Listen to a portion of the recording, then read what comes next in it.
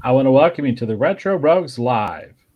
Please pay attention to our warning graphic. It states the Retro Rogues Live show is intended for an adult audience and not intended for children under the age of 13. Parental discretion is advised. Again, I want to welcome you here to the show. My name is Dave Beatty. For nearly the last 30 years, I've been a professional illustrator and graphic designer. Worked on a lot of fun things that some people have heard of, such things as, let's see, what we're going to pick for tonight. How about some things people haven't heard of, like Unbreakable and Mr. Terrific? And let's see, what else is, I think that's probably good. Anyhow, enough about that. My big love these days is making all kinds of fun T-shirts. You can check those out, as well as possibly pick up a shirt to actually help support what we're doing here over at the Retro Rogues Live over at KirbyTees.com. You can check it out, the banner there. It's KIRBYTS.com. I want to welcome back my co-host. This is Mr. Eric Alexander. Eric, please tell the folks hopefully watching or listening at home some of the fun things that you have worked on as a creative professional. Yes, hello everyone. I'm Eric Alexander, also known as Bass God 14. That's Bass God 14, not Bass God 14. That's Bass God, like a bass guitar. And in addition to being the co-host of Retro Rogues Live, I am the chief financial officer of Bad Bob Productions, which is a small production company located in Arizona. I'm also the associate producer of a feature film called Occupants, which features Star Trek Voyager actor Robert Picardo and is currently streaming for free on Tubi. Very cool. So on tonight's show, I guess if it sounds good, we're just going to go ahead and get right into it. So on tonight's show, we're going to be talking about the first 5 episodes of the now Netflix, formerly YouTube or YouTube Red show, Cobra Kai. We're talking about the first 5 episodes of season 1. This is a really kind of, it's just, I mean, I don't know if you'd say it's unprecedented, but it was definitely interesting, kind of the path that Cobra Kai took actually to arrive at Netflix. Just a little bit, we're not doing a retrospective on this necessarily, but I just thought it'd be interesting to bring this up because I thought it was interesting. I subscribed to the YouTube Premium service specifically to watch the first season of Cobra Kai when it originally debuted, and I thoroughly loved it. And I remember talking to people and telling people how good Cobra Kai was, how well written it was, and how much fun I had watching it, and just kept telling people how much that I just really, really thoroughly enjoyed it, and was shocked to discover that most people were not watching it because it was behind the YouTube paywall. And I found that kind of discouraging. Now, tell me, Eric, did you originally see Cobra Kai when it was on YouTube, the season 1? No, I think, the first 2 episodes. The first episode was actually available for free. So I know there's a lot of folks that watched it that way. I'd mentioned this to you off the air. I actually went to the, the Fathom event. That's a company that they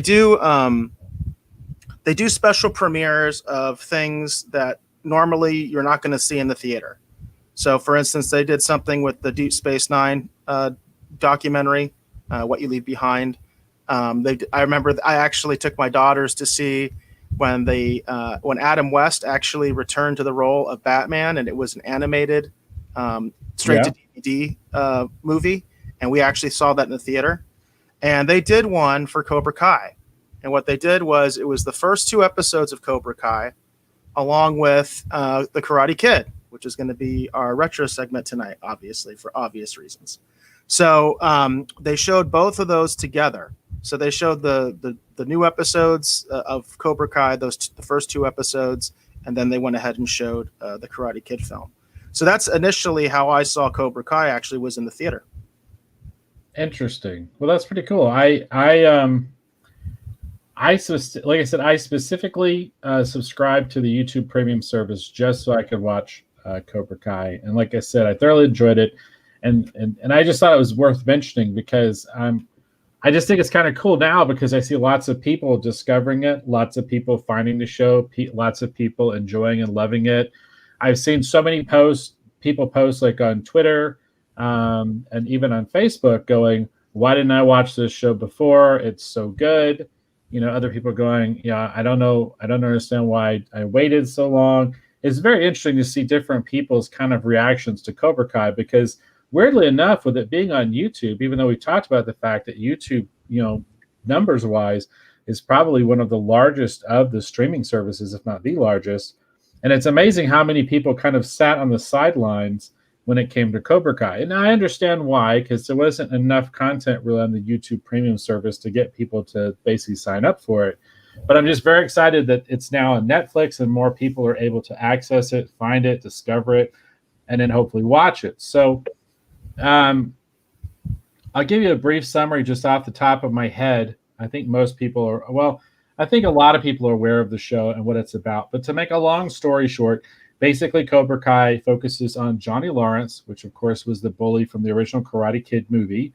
And we basically see where his life went in the many years following his loss at the All Valley tournament. That's basically what Cobra Kai is about. We'll get into the specific episodes as we break it down, but that's mostly what that is, the focus of the show. We're going to follow him, especially the first season, definitely. But we follow him and see kind of where he is, what he's going through in his life, and learn not just more about him, but just more about I don't know. I'm starting to wax poetic. So let me just stop right there. But yeah, so we're going to talk about the first five episodes of Cobra Kai. So let's just go ahead and start talking about the first episode, if that sounds good to you, Eric. Well, I need to wax poetic for a second. Oh, okay. Go right ahead. We talked about this. There's a reason why we decided to review this and something that I wanted to talk about. So we go by the Retro Rogues. We call ourselves the Retro Rogues. We do a lot of what we call retro reviews. And for a lot of folks, I think they kind of, I think different people have different perceptions of what it means that something is retro. Okay. So for a lot of people, when they say retro, all they really mean is something that's old, something that you might also call classic or vintage. And they use the word retro. And to me, Cobra Kai actually represents what retro actually is. When something is retro, when something sort of takes you back to a different time, but it's something that's actually new and something that people are doing currently, I think that's what's truly retro. And that's what I really like about Cobra Kai, and why I wanted to review this on the show was because this, to me, shows exactly what retro is. It's like something that's, old. It's based on something that has, came out in the mid 80s, but it's new again. And it's new again, and it's buzzworthy. We were talking about it off the air. Currently right now, Cobra Kai is still in the top 10 on Netflix, which I just find amazing because it's been out for like over a week. And gosh, a week in Netflix time is like years. So it's still trending. It's still popular. I'm still getting like newsfeed things off of on my phone. And to me, that's that's truly retro. This is something that is, definitely a blast from the past, but it's new material. It's new stuff based on this older property. And so I just kind of wanted to mention that before we really get into the show itself. Very cool. And that's a good distinction. And that is something that we talked about off the air. And also too, we also wanted to talk about Cobra Kai. Number one, we put it up to the Rogues Gallery. Members of the Rogues Gallery kind of chimed in and said, yes, let's talk about Cobra Kai, which was fun. And then the other reason too is just after a lot of the stuff that we reviewed, not being a lot of material that we terribly enjoy, at least specifically in the current segment, not the retro segment. It was worth, and I think about time for us to actually talk about something that hopefully we would both enjoy and both like. So I think that was a big thing too, finding something hopefully we could all talk about that we enjoy. So there we kind of go. So I guess let's go ahead and start talking about the first episode of season 1. First episode of season 1 is called Ace Degenerate. Again, we'll make it just a real short kind of summary. We don't want to get, I don't know. I mean, this has been out for a while. Do we want to just go ahead and talk about it in a general context? I know we should probably avoid spoilers, right? Yeah, well, at first, I think we want to go ahead and just give some general impressions as we normally do, and then we can get into some of the spoiler material Okay. and kind of talk about how things seem to be, where things seem to be leading. Because obviously, we're just talking about the first half of the first season right now, the first 5 episodes. Right. So, well, this information is pretty much in everything that you're going to see for Cobra Kai. But again, and I've already stated the basic gist of it. This episode picks up basically with Johnny Lawrence, many years, obviously after the All Valley tournament, which he lost, and we kind of see where he is in his life. We see where Daniel LaRusso, of course, the Karate Kid, where he is in his life. And of course, we get a series of events that lead Johnny to basically bring Cobra Kai back, much to Daniel's dismay. So, my initial impressions of this episode, again, I saw this episode, I rewatched it, of course, for the show just recently. However, I originally saw this show again when it was originally released. I think it was back in 2018 when it was a part of YouTube Premium or YouTube Red or whatever they were calling it. And I remember even when I watched it then that I was thoroughly just drawn in and excited to see what they're going to do with the show as a whole. And I thoroughly loved this episode. The kind of our first big action sequence, I love how that kind of went down. And it was kind of fun. It was kind of exciting and fun to find myself kind of rooting for, quote unquote, the bad guy from the original movie. And when you see the state that he finds his life in, you very much want to see him hopefully like pick himself up and kind of get his life back together, even though sometimes the manner he goes about it, as per the title, Ace Degenerate, are sometimes not necessarily the best way to approach things. But I remember just thoroughly loving this episode when I originally saw it, and having just recently rewatched it. I just thoroughly loved it again. I was just this show is just a lot of fun. So tell me, Eric, what were your initial impressions of the first episode of Cobra Kai? Well, the first episode is just, it's great. I mean, it's exactly what you want out of the first episode for a series. And boy, could this show teach so many other shows how to actually do it and how to do it right. Because you have such a huge time period that's passed between when the Karate Kid first came out and now when we see Cobra Kai. The last time we saw Johnny in the Karate Kid franchise was at the very beginning of Karate Kid Part 2, where he's basically being attacked by Kreese, by his own sensei. And I think what people really remember from that scene actually is the fact that, you finally had that matchup, this matchup between Kreese and Miyagi. I think that's what people, big fans of the franchise, remember. And it was a little bit of a letdown because, if anybody who's seen that, and spoiler alert, I'm sorry, but if you haven't seen Karate Kid Part 2, I'm not sure why you'd be watching Cobra Kai, but well, that's not true. I guess there are a lot of new fans. I shouldn't even say that. There's a lot of new fans out there, I think, who probably are being introduced to Karate Kid through Cobra Kai, especially because it's buzzing so much.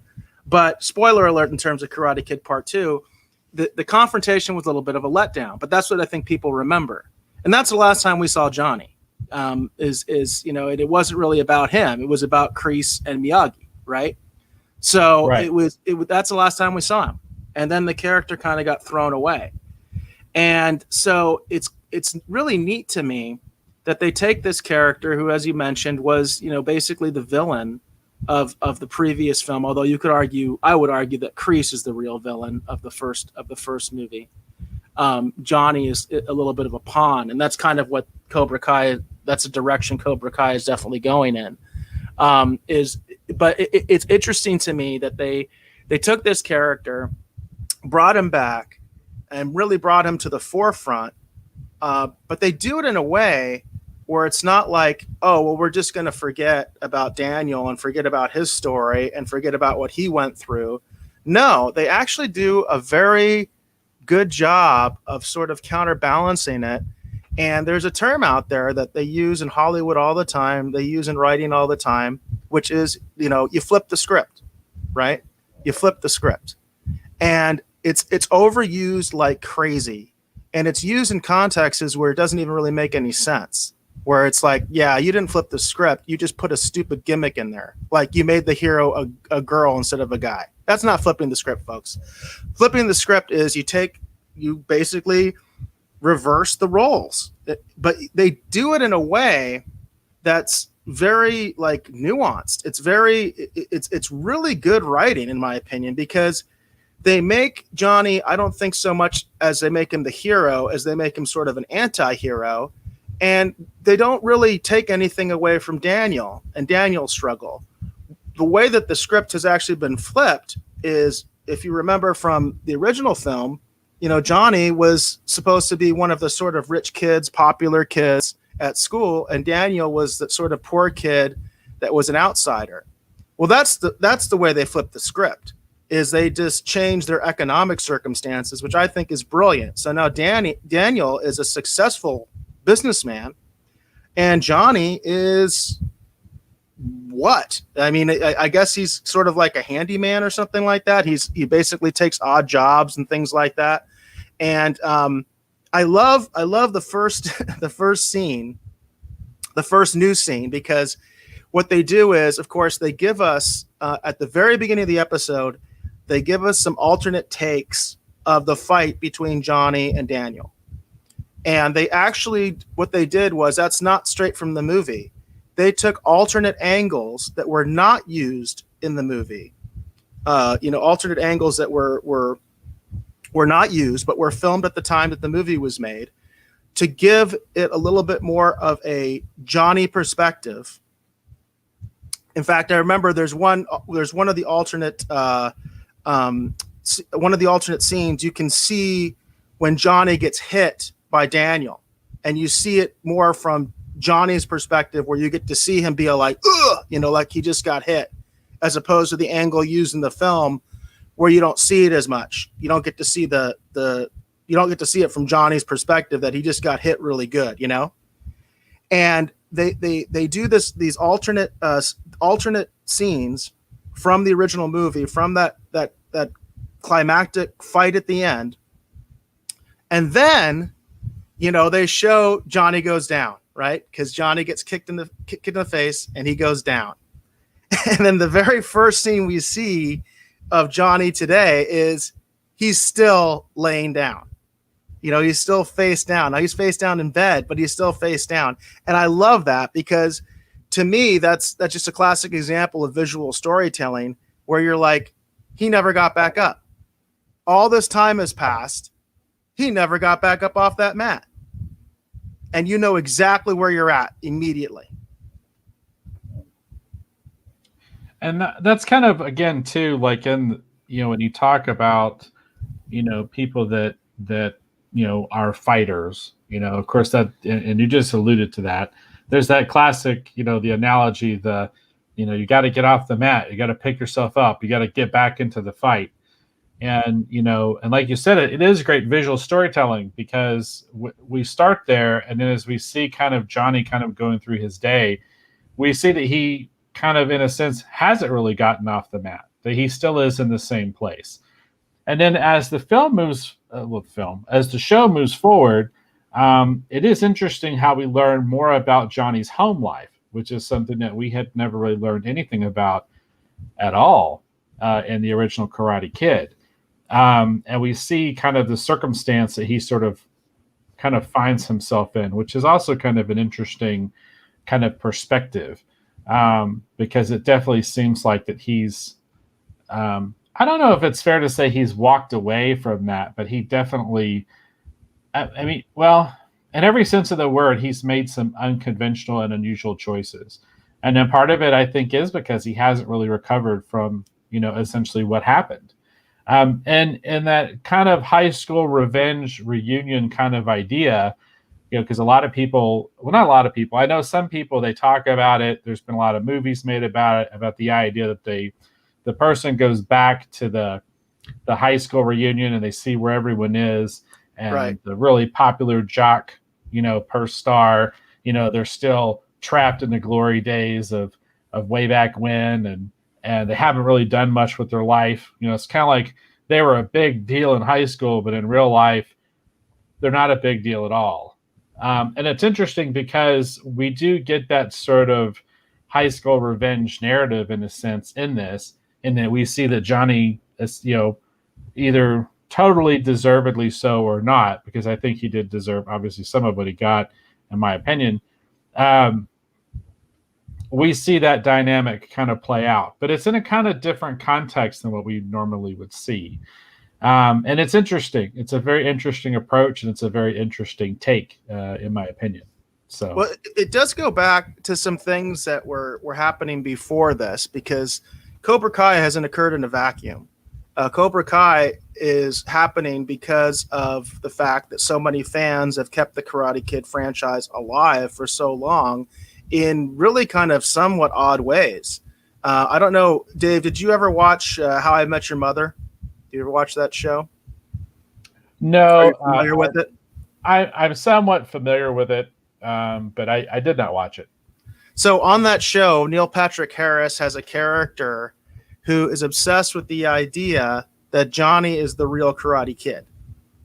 And they actually eventually have both of the actors, both Ralph Macchio and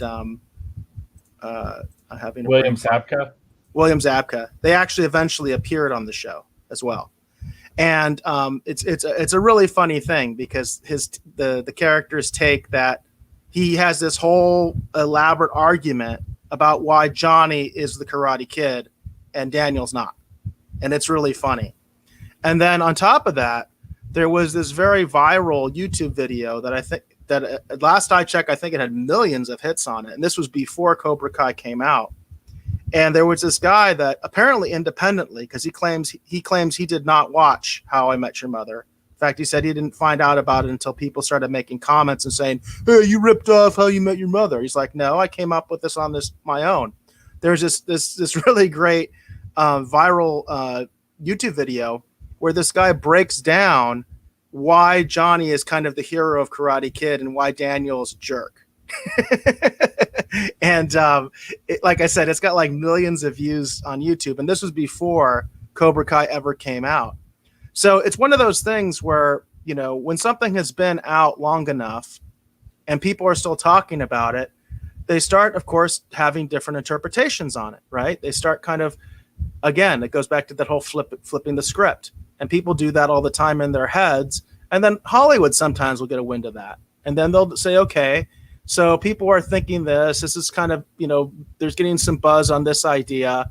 All right, let's quote unquote give the people what they want. And invariably what they do is they just ruin it.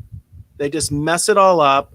They totally lose the heart of it. They totally lose the heart of the argument. They lose the fun. They lose everything. And they come up with some watered down thing that basically destroys the original franchise. This seems to happen, all the time in major franchises. They see something like that and they say, okay, well, we're going to change this. We're going to throw it on its head. A great example is Luke, right? Luke in Star Wars, right? Luke was supposed to be this very pure, farm boy that becomes a Jedi, and he has faith in his father, and he turns him to the light side. And of course, once we see him again, he's a bitter old man. He lets his friend die. He doesn't care anymore. He doesn't want to have anything to do with Rey. And to them, that's like, oh yeah, we flipped the script. Yeah, we made Luke into a big jerk, and he's evil now. Isn't that cool? It's like, no, that's not the way you do it. To me, this is an example of how you can do that, but you can do it the right way. You don't have to make Daniel LaRusso into an a-hole in order to convince us that Johnny might have some redeemable qualities and Johnny might have some issues from back in the day with everything that happened, and he had his own perspective. You don't have to say Daniel's a big jerk to do that, And that's what I like about how Cobra Kai's approach is, that they don't do that. That's absolutely not what they do. Yes, it's really. I was just thoroughly impressed with how the they did quote unquote flip the script and how they approached it from a different perspective. Even further, I'm really curious to see as we continue sort of our review of Cobra Kai. I'm very curious I've read some really interesting theories about season three. I'm not talking about those yet, but I'm just talking about how they're with each episode and with each season, how they are flipping the script and giving us a different perspective on pretty much everyone. It is very interesting the different approach that they've taken specifically with this. Um, because it's interesting too, because especially in these early episodes of season one, um, the villain seems to be sort of the rivalry between the two of them. That seems to be, in a sense, we do have kind of the classic Karate Kid kind of bullies that kind of show up here and there. And I do want to take a little bit of time here to talk about some of the different characters that we actually meet in the show, specifically in this first episode. And I liked Miguel, who's one of the major characters. I liked Miguel pretty much from the beginning. How did you feel about Miguel, one of the newer characters? I really like him. And I really like that Miguel kind of has his own story that is very much paralleling Daniel's story. Because it's not really Johnny's story when you think about it, what Miguel is going through. But at the same time, what's interesting is that Johnny and Miguel are meeting at this sort of weird point in time when their two stories can work together. Even though, Johnny in high school, which, Miguel's in high school, Johnny in high school probably would have had nothing to do with Miguel. He probably would have been one of his tormentors. But Johnny today is almost like the perfect person for Miguel to meet. And it really comes down to what, from the perspective of Johnny, is just sort of a bad day, that just seems to get worse and worse. And then it culminates in this, intervention he does with Miguel. But for Johnny, it was just like a really, really bad day. But for Miguel's been probably dealing with this for a while, And and it's interesting too, because I like the way they kind of they introduce Miguel at first too, because he's very much sort of like the do-gooder, and they're having some issues. This is not a huge spoiler, I don't think. They're having some issues at the apartment complex where they all live. And Miguel initially approaches Johnny because he's like, hey, we're having some issues with our water heating up and whatever. And he's just talking about sort of like building maintenance issues and wanting to see like if Johnny's experiencing that. And, I think he's trying to look for some allies to help him fight to get some improvements made on their apartments, which is such an interesting. But what's so great about that is it is a total callback to the original Karate Kid and shows the difference between like Johnny and say Mr. Miyagi, because that's how Daniel and Mr. Miyagi met in Karate Kid. Was they were having problems with the water pressure. They were having problems with the sink, and Mr. Miyagi was the handyman. And when Miguel comes up to Johnny, it's the same thing. He's having problems with water pressure in his house, and Johnny basically is like, F off, man. It is what it is. This place sucks, and it's such a difference. But they use the term all the time, flipping the script, but that's exactly what they did. And it's a total callback to the original Karate Kid. Right. But I thought it was just kind of interesting. Definitely I don't know. It was such an interesting way to introduce Miguel. I see it as sort of being a parallel for Daniel. But I just thought it was kind of interesting how, I don't know, the way they handle a lot of the introductions in this, to be honest. So we both kind of liked Miguel from the jump. Some of the other characters we kind of meet, we also meet kind of early on.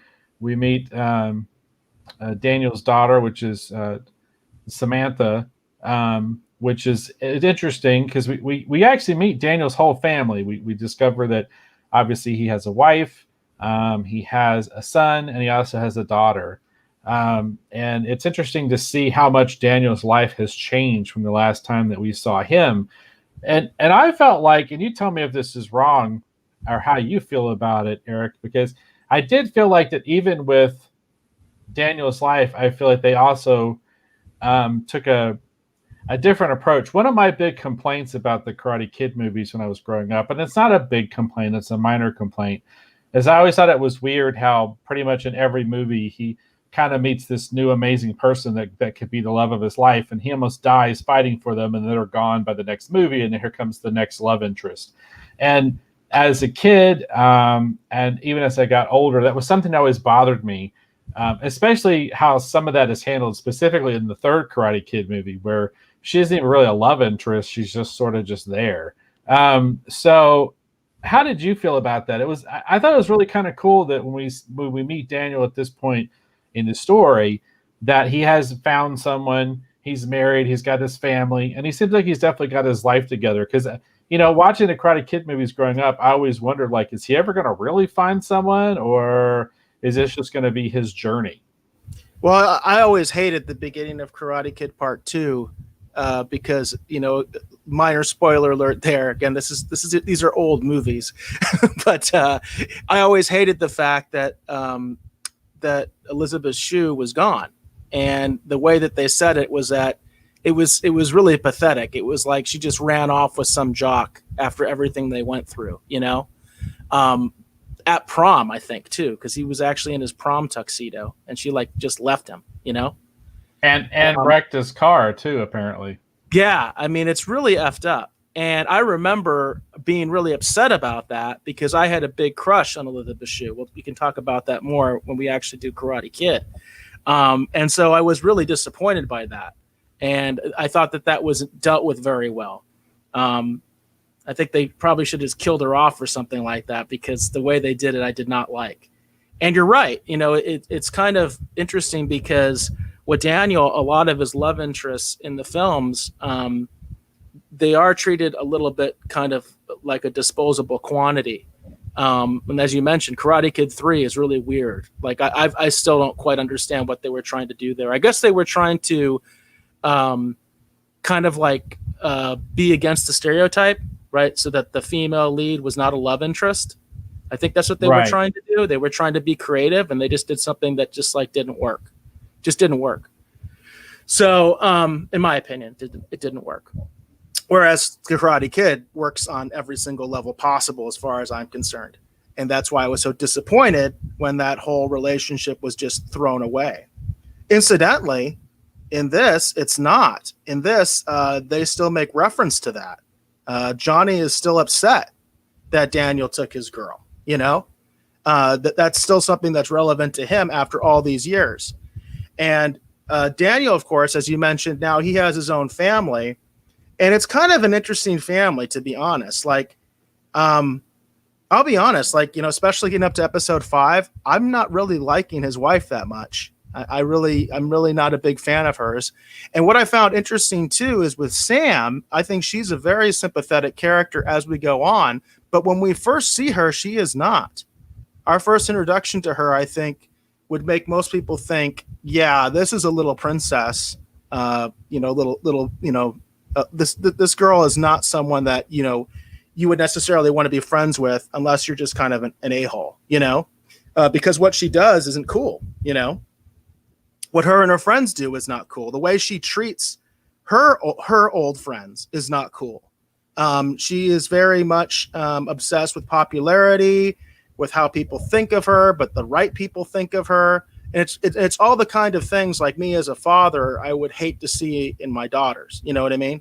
I would be like, no, that's not the way I raised you. I know that, So it's kind of interesting, and that's one of the reasons, by the way, I don't like the mother, is because the mother defends these very poor choices that Sam is making, and it's very obvious she's making some very poor choices just to be popular. But again, it does help with flipping the script because she's part of the popular crowd, she's part of the bully crowd, and Daniel was not. And of course, that is something that happens in real life, that those positions get changed. A lot of people who weren't necessarily popular or successful in high school, they'll have a kid who is. and how do they view that, and does that have a bearing on how they see things, because it, they quote unquote identify with the underdog or the little guy, and maybe their child isn't like that, they're not like them, so Sam is an interesting character. So and she definitely changes, I think, and matures over the course of even the first 5 episodes. You see a big change in her, where she is changing. And I like that. I like her character arc. The one I really don't like is the son. The son, I think, is just a throwaway. Yeah, and I think his son continues to be a throwaway to the point that, of course, we're not talking about season 2 yet, but I'll just say he hardly has a presence in season 2, like, at all. Matter of fact, I was almost wondering if they just kind of wrote him out and just didn't bother to tell anybody. Because, his son is definitely much more of a sort of quote unquote character, really, in the first season, more so. At least they spend more time with him. And you can see how his son couldn't be more different than Daniel was. And it's interesting. It's interesting. And one of the things that's kind of interesting about Samantha too, and as we get into season 2, I'll talk about this more, especially with some of the rumors and stuff I've been kind of reading and hearing about with season 3. I'm very curious to see what they do with Samantha, and specifically if it turns out some of the rumors are true and that Samantha's story is going to parallel someone else's story that I think we might all be surprised to realize it's paralleling. So that would be really kind of cool. We'll see how that goes. And just so everyone knows, I am still reeling from that last episode of season 2. I'm going to obviously continue to rewatch them here as we're talking about them, but holy cow, that last episode was something else. Which I have not seen, by the way. You haven't seen it? Holy smokes. No, I've only seen the first episode of season 2, and a lot of these episodes I just watched for the first time. I like I mentioned before, I did not have YouTube Red. I refused to do it. What I did do was I saw all the previews. Ironically, on YouTube, I saw most of the big moments of season 1, so I'm pretty spoiled. But what's kind of interesting is, even though I'm very spoiled, and I did see like the big beats of season 1 already, because I was following the show and I wanted to know what was going on, and I was so intrigued. I've really enjoyed watching episode 3, 4, and 5 for the first time and seeing the entire episode, how it plays out. I cannot say enough about how well written this show is. This show is written so well, and just watching the highlights and already knowing what was going to happen, it was like, man, sometimes really, it really is about the journey and not the destination. Because when you have good writing, it's all about how you get there, not necessarily what happens. It really, it's been a joy. It's been a joy. Yeah, and when I talked to people about Cobra Kai before it was on Netflix, I used to tell them because a lot of the things that kind of permeates comics, the things that a lot of times people who read comics over a long period of time, a lot of the things that they remember are sort of the melodrama, sort of this, melodramatic moments, essentially, kind of the more soap opera-y kind of things, right? And those are the things that people hold on to, in terms of like character arc, character growth, that kind of stuff. And what's really interesting about Cobra Kai is I used to tell people, it's like you just don't understand. It's like this really fun, for lack of a better term, and don't hate me for saying this, kind of soap opera, and how you're following their lives and everything that's going on. And that stuff is so terribly compelling and interesting. And then when, a fight breaks out or a big important moment drops, it just intensifies things even more. Because I think that the people that created Cobra Kai, the people that are making the show, they understand how to take action and then kind of use it to kind of be the dot on the I, or the crossing the top of the T, like in their writing. They really understand how to take those moments and really add extra emphasis to everything that's going on. and they understand how to also take action and take some of these different sequences they've done and give an even larger context to the story. It's almost sometimes it's as important in Cobra Kai to almost pay attention to even the small things that sometimes you would throw away. Because when I hear people talk about film, they talk about, oh, look at what's happening at the background and look at the costume and all this. And this adds significance to this and this adds significance to that. But the difference about Cobra Kai, and I think this is something that actually carries over actually from the original Karate Kid film, is that everything builds. And if you're paying attention, everything adds to the storytelling. And it's just incredibly well crafted how they've taken everything and just kind of put it all together. You know, whether it's a callback, whether it's alluding to something that's going to happen, whether it's reflecting on something that's already happened but giving it a different context. It's really amazing how well structured Cobra Kai is. And that's the thing, having made it all the way through the 2 seasons, because I have made it all the way through both. And I've watched the season 3, the little Netflix trailer with the little bit of season 3 on the end of it so many times now it's not even funny. Just because I've been trying to dissect that little bit of season 3 that's hanging on the end there, because I'm very, very excited to see what they do with that. It's amazing to me over the course of the entire show how well structured it is overall. So Yeah, are we? I want to go back to the thing you said about it being a soap opera, because that really hits a point that I really want to emphasize here, which is that this is a genre-defined show. On IMDb, they list it as a comedy. And I think that just doesn't quite say it. It doesn't do it. You're right. In very many ways, this is a soap opera. In very many ways, this is a drama, which, by the way, I thought was one of the things I thought was interesting when this first came out was, you know, the half-hour drama format has been dead for a very long time. And I really felt like this show is kind of bringing it back. And I know a lot of people, for them, the comedy is really the thing for them. And there is a lot of comedy. There's a lot of funny moments, even in these first 5 episodes. But to me, it's not a comedy. If anything, I would say it would be like a dramedy. But it is a soap opera. And it is also an action piece. I mean, it hits so many different beats. And the reason it's able to do that, again, it's because of good writing, really good writing. You can't do that if you don't know how to write. And that's why we have genres. And that's why so many films and TV shows are stuck in a particular genre, because the writing's not that good. And because they can't really pull off all these different things, you know? But there's a lot going on in every single episode of Cobra Kai. And I think you're right, because I never thought of it as a soap opera. But when you first said it, I was like, you're right, it is a soap opera. But again, it's also a drama. It's also a comedy. It's also an action show. It's got all these different elements, and the only reason they can keep that all together is because of excellent writing.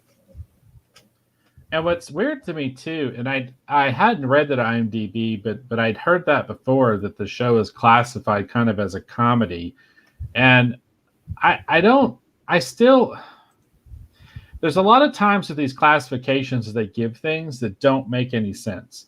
Okay, because to me, IMDb says for Ace Degenerate, action, comedy, drama.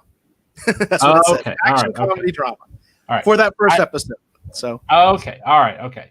Action, comedy, and drama. Okay, well that makes sense, because it does have a lot of funny moments. It does have some fun action, some really fun old school action kind of stuff too.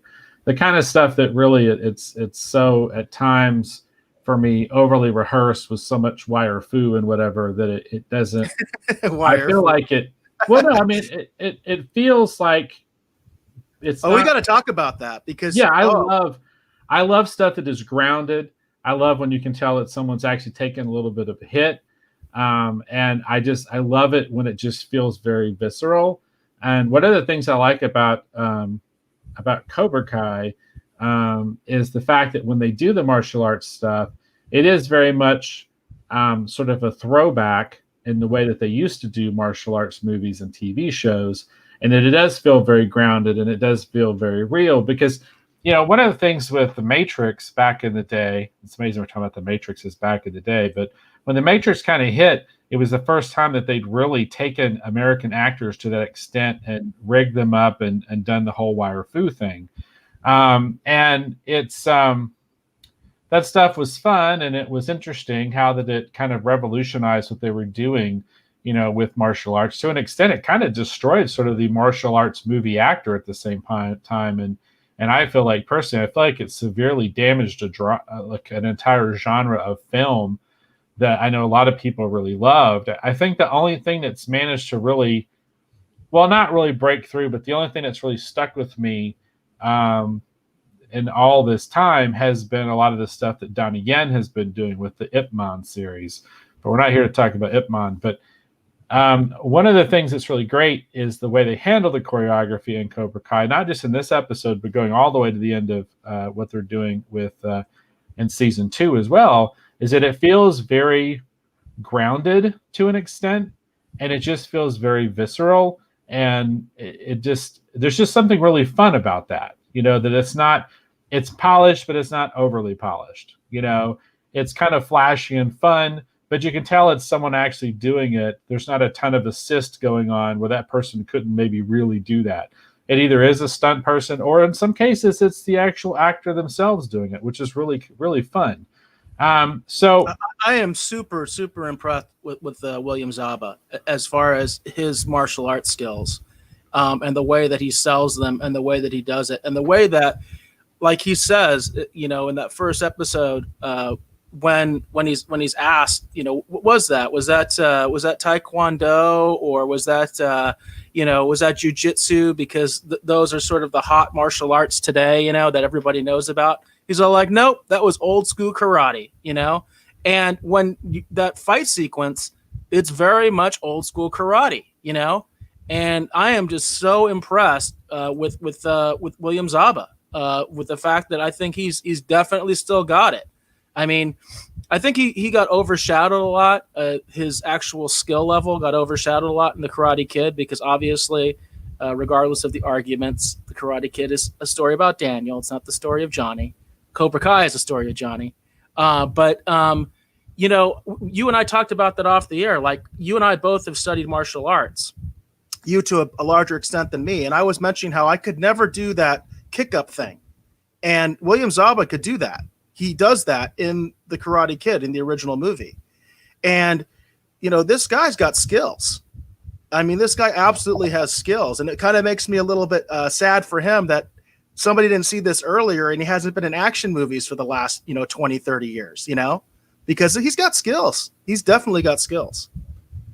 Well, it's interesting because I think had the kind of the Marvel movie thing, had it started earlier, I think we would have seen him in an interesting role. And I think he could still play an interesting role too. He could fit in the Marvel universe. I think he could definitely play like an older villain or superhero or something like that.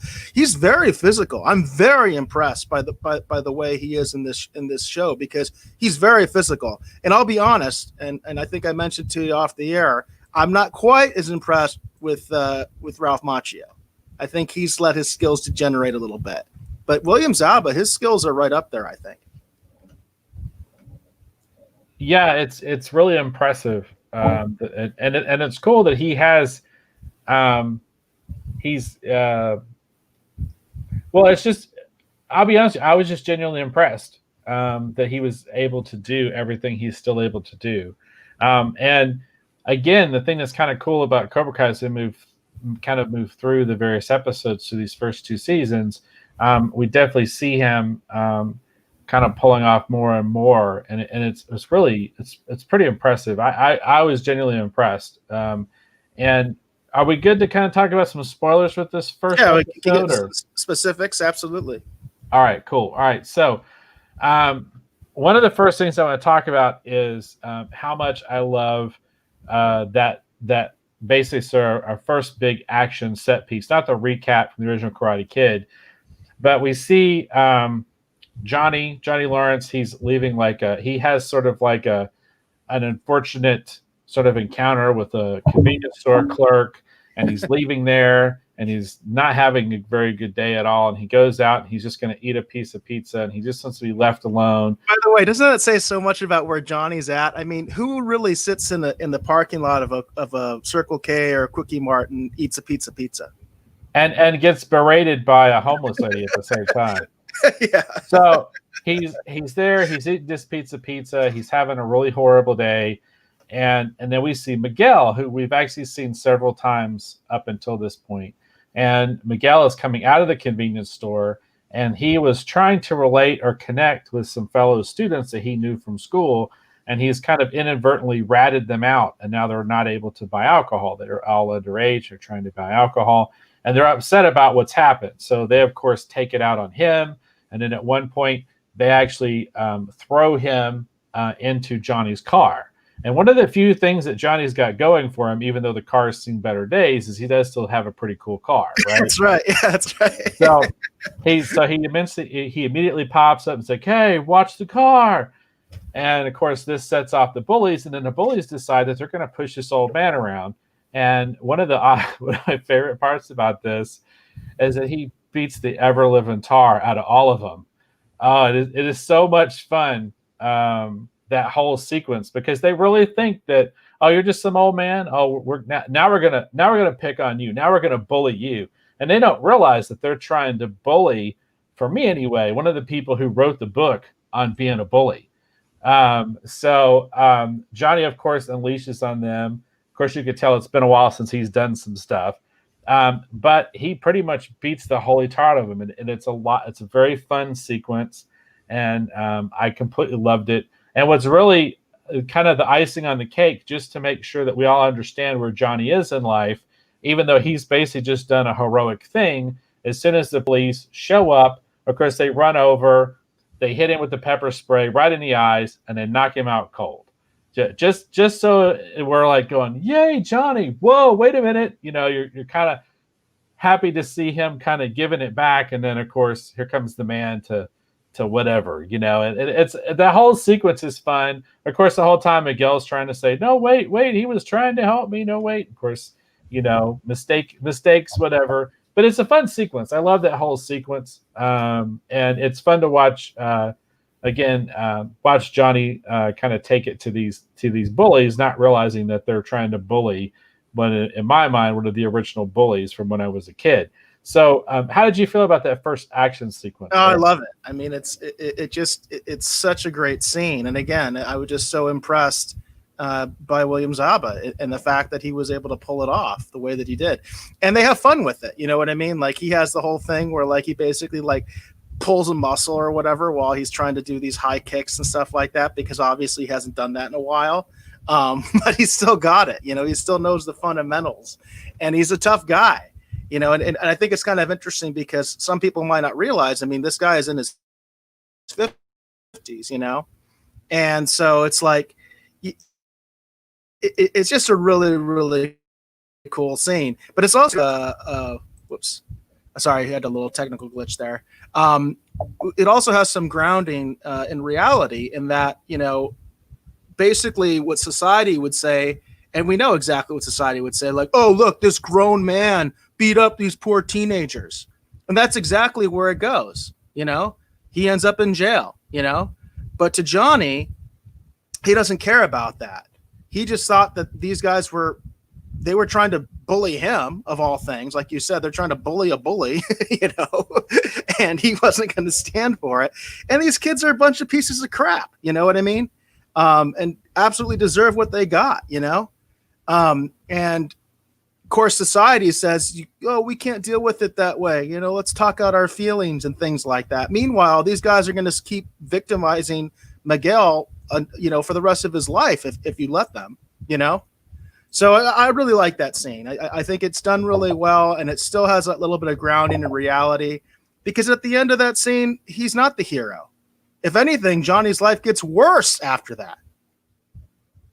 That's true. And that's the thing that's really interesting. So, of course, after this confrontation, Johnny, of course, winds up basically in jail.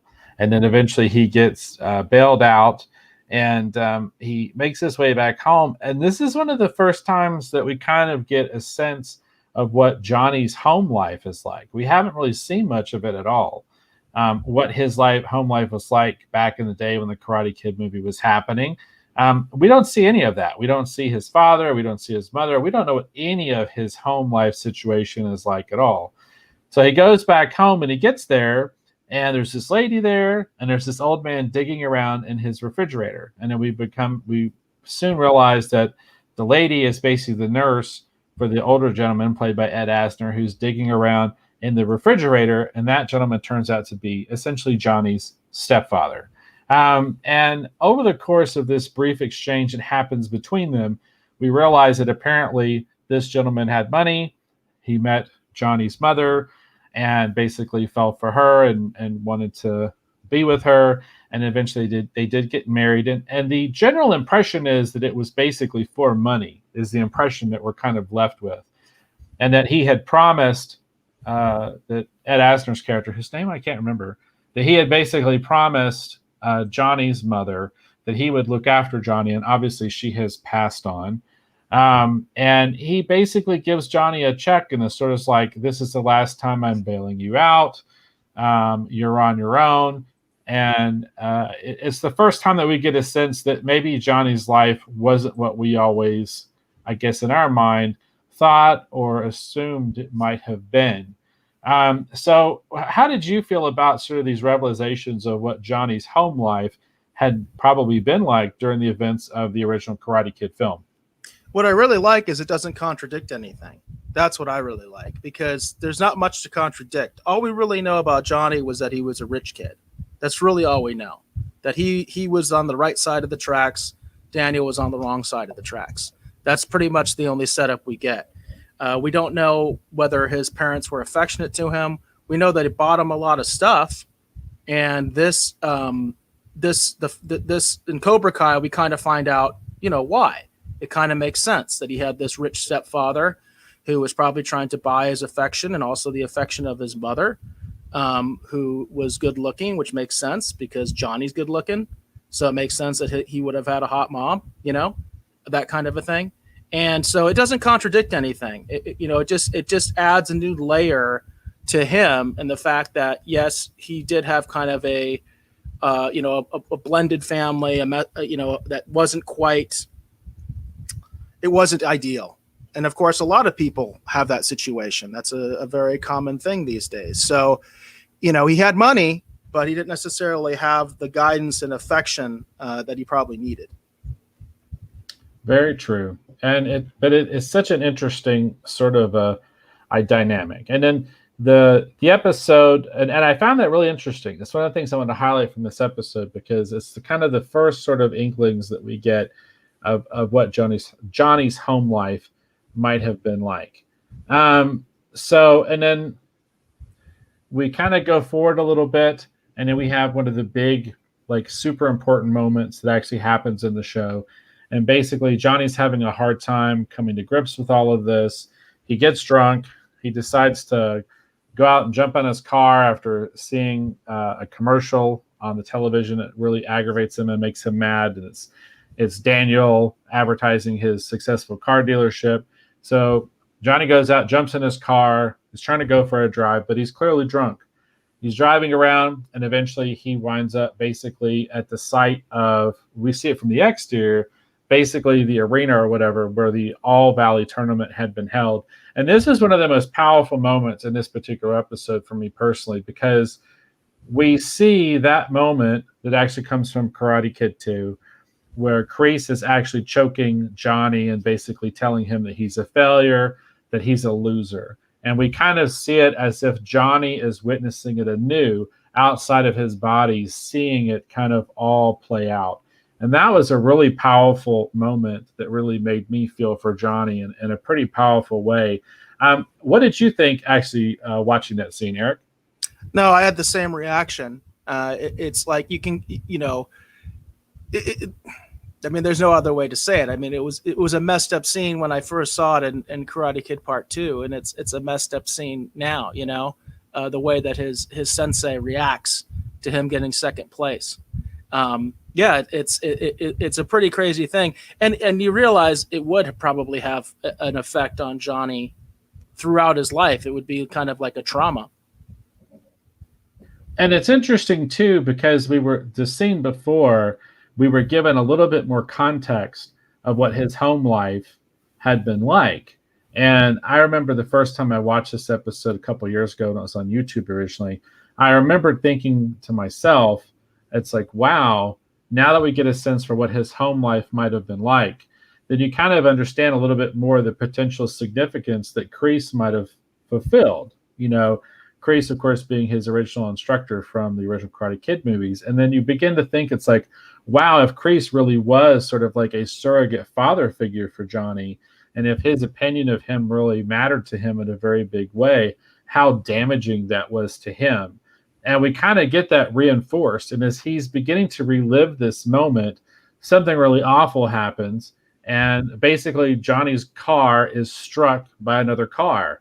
The car is like, pretty messed up, and he runs over and he's trying to figure out like what's going on. And he's not handling it the right way, but he's trying to get these kids to get out of the car, and he's all mad, and obviously he's drunk. And of course these kids take off, but before they take off, we get to realize and see that one of the kids in the car that totals Johnny's car is actually Samantha LaRusso. Johnny will eventually make that connection later in this episode. And I thought it was interesting how fate in this kind of plays a hand, and sort of is kind of causing these two forces to collide yet again. So I thought it was an interesting way to kind of play that out, because what happens is this guy with the tow truck shows up to tow his car. And of course, where do they tow it to have it repaired? Of course, LaRusso Autos. So that was really interesting. How did you feel about that? I mean, I thought that was really kind of it's all kind of course, it's all structured because it's a TV show. It's supposed to happen. But at the same time, I was thinking, it's like, well, that's about Johnny's luck, judging by how everything's gone so far. Yeah, exactly. But it's also it's a good way to get them back together, because, obviously you can't, the show's not going to work if Johnny and Daniel have been like in constant contact and have some sort of real relationship going on, So you have to figure out some way that you're going to get those two together again, right? And I think the circumstances that they go with are pretty good. It's a little convenient, obviously, that Samantha's in the car that hits Johnny, but at the same time, it also just shows that these guys are connected, right? It's like you said, it's like destiny, And so obviously she was involved with that. He ends up having to go to LaRusso Auto. It's the last place he would want to go to get his car fixed, because he wants nothing to do with Daniel LaRusso. Daniel LaRusso is just a thorn in his side as far as he's concerned, because Daniel represents all the things that Johnny probably should have had, but doesn't. Yeah. And so, of course, the next scene we get is the big scene where kind of the two of them meet again. Basically, Johnny goes over to try and, get his car, and in his mind, he's going to probably try and have it taken somewhere else. And then the receptionist is trying to help him get it all situated. But because of how everything's happening, of course, they're trying to sell him on the service and the price and whatever. And Johnny's like, no, I want my car taken someplace else. And in the midst of all this, eventually it happens. And of course, Daniel sees Johnny, comes over and is talking with him. And Daniel's reaction to seeing Johnny again at first is not one of, oh, that guy. It's not a negative reaction at all. It's almost sort of like that, in a sense, at least by the way Daniel reacts, that Johnny doesn't necessarily represent only the bad times in his life, but you could tell by his reaction that Johnny was sort of the beginning of, maybe because of his meeting Miyagi and the training that he went through, that maybe the beginning of a new chapter in his life, because his reaction is not what Johnny's is at all. Did you find it interesting too? I thought it was interesting, the fact that when he saw him, it was just sort of, I got the feeling that what Johnny represented to Daniel was not necessarily only the bad, but in some ways the beginning of a lot of good things. Well, I think there's a few key points that people might forget. and this even comes from the movies and everything. First of all, when Johnny was the one that actually hands the championship trophy to Daniel at the end of Karate Kid, and he actually says, "You're okay, LaRusso."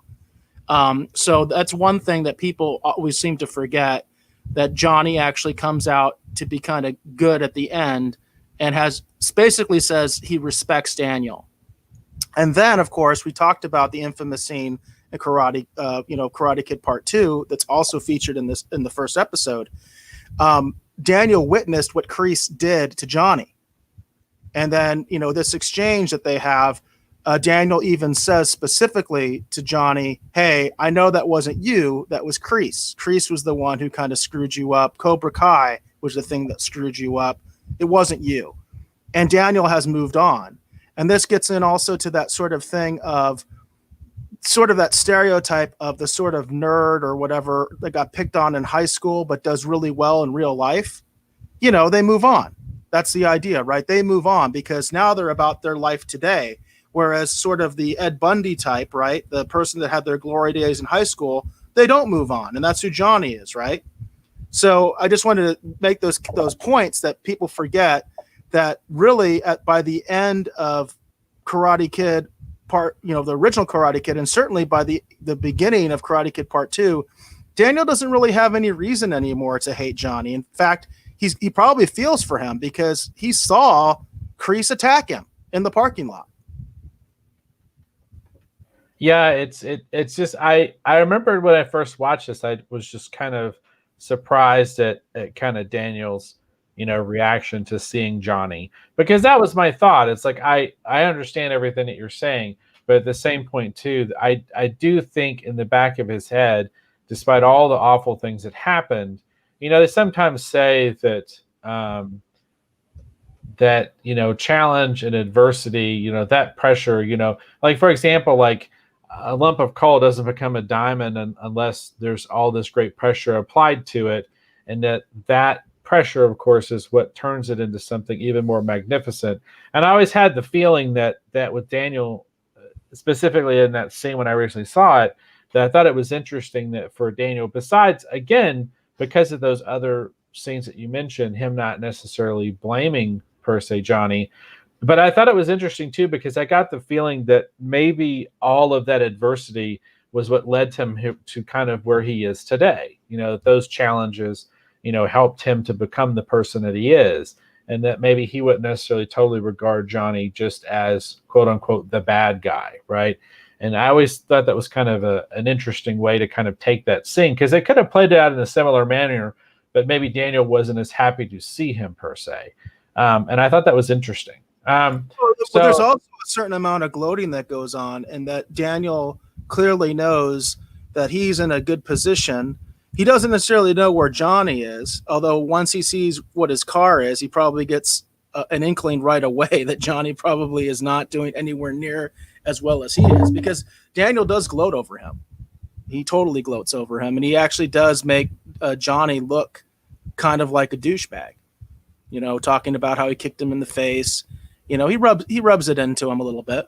Daniel knows where he's at in life, so he's got that confidence. It's not like it's all just him being a nice guy. Right, that's for sure. And I thought, well, anyhow, the scene kind of plays out, and then I think for me anyway, our next big sort of, in my mind anyway, moment is Johnny makes that decision. They give him a bonsai tree because everybody's supposed to have a bonsai tree when they leave the dealership. You see him leaving, and he drops it on the ground, and he's like done with all this, and they're playing the music, and then you hear him kind of the monologue kind of coming over, and then we see him basically go, and we realize that he's decided that he's going to teach Miguel, and that Miguel's going to be his student, and he's going to be his sensei, and at that point we're definitely kind of off and running. And I thought that was kind of cool and interesting, the way that they kind of set all that up. And that's kind of a big moment in this, where we see Johnny decide, he's gonna essentially take his life back, and he's gonna change, and he's gonna become maybe who in the back of his head he thinks he is. Yeah, it's set up very well. Obviously, there's still more pieces that have to be put into play, um, that that do kind of happen around episode 5, but I don't think we're going to get there. We're over the hour mark, so Right, right. Well, there's a lot to talk about with this first episode, and we and I, you and I had talked, and I'd said it's probably going to be hard for me to not wax poetic about Cobra Kai because this is Cobra Kai is one of my favorite of all the new shows that have come out. I'm going to put it up there on the same pedestal as Dead to Me and Ozark and any one of these other great shows, Justified, that I have loved and am thoroughly enjoying watching, whether they're coming to this a streaming service new, like in the case of this, or if they've been around, or they're just brand new on a streaming service. I think Cobra Kai is easily one of the best shows that's come out in the last several years, because it does a great job, like you said earlier, about sort of tapping into nostalgia, but kind of giving us something new and kind of turning something on its head in an interesting way, not a bad way, not an insulting way, but an interesting way, one that makes you think, one that makes you question what you're seeing, and one that makes you go back and explore the original film with a different context. I think that's terribly interesting how they've managed to do that, because you do it the wrong way, it's bad fan fiction, and then you do it in a slightly different way, and then you end up with one of these other weird remake reboots that essentially doesn't really work. yeah, it's something that I think about quite a bit, especially because Cobra Kai I think took a kind of unique approach, because you have, like, let's say, like Star Trek The Next Generation, right? Star Trek The Next Generation, they took a completely new cast, and basically, other than the cameo by DeForest Kelley, you're often running with a completely new crew, a new ship. I mean, it's a different period of time. It's not really directly related to the original Star Trek, even though it's technically a continuation. There's so much time that's occurred between the two shows. It's really its own thing, almost right off the bat. And that was actually one of the most controversial aspects of Star Trek The Next Generation, was that they weren't using any of the original actors, other than, like I said, that cameo by DeForest Kelley in the first episode. That was a big deal. I've read the writer's Bible for Star Trek The Next Generation, and it said it barred any stories involving the original cast or their descendants. That's in the writer's Bible for Star Trek The Next Generation. So that's one approach, right? The other approach, which I think a lot of us hardcore fans usually advocate, is, hey, I would like to see some update with the original characters, like you talk about what they did maybe with Star Wars, right? In Star Wars, a lot of people, they wanted to see Princess Leia back. They wanted to see Han Solo back. They wanted to see Luke back. That's why we went. For a lot of us, that's what we cared about. Well, what Cobra Kai does so well, and I think is unique in the fact that it's kind of pulled it off, is they have both things going on. They have literally the next generation on the show, right? Because you have Daniel's daughter, right? She represents literally the next generation. We didn't get into it, but we later get to see Johnny's son. So literally we have the next generation, but the original characters are still key. They're still central. So we get to sort of have these parallel stories, like I was talking about when you were asking me, some of my thoughts about Miguel. It's interesting because they are sort of parallel stories that are going on, but they're also intertwining at the same time. In other words, Johnny and Miguel have come together at a very specific time when they can help each other, when it's going to be something that can really help them. So I think that's a really cool aspect of Cobra Kai, and something that makes it unique, in that they make it work in terms of having both the original actors and sort of this new young group together, and they're on the same show, and somehow it works. Yeah, it's really, really interesting, and so well structured and put together, and it's a great cast too. Everyone's really good. Whether you want to talk about the newer actors, that are playing some of the newer characters, or you want to talk about obviously our returning sort of stars here with William Zabka and of course Ralph Macchio. it's just such a well put together show. So do we want to kind of touch on the next 4 episodes, or do we want to go ahead and move into pop culture? No, I think we might as well move on. Okay. We haven't been, as you kind of mentioned in the private chat, we're not getting like a lot of comments or anything like that. So I don't know. Maybe people don't like Cobra Kai. I think both of us definitely enjoy it. It has been getting a lot of positive buzz.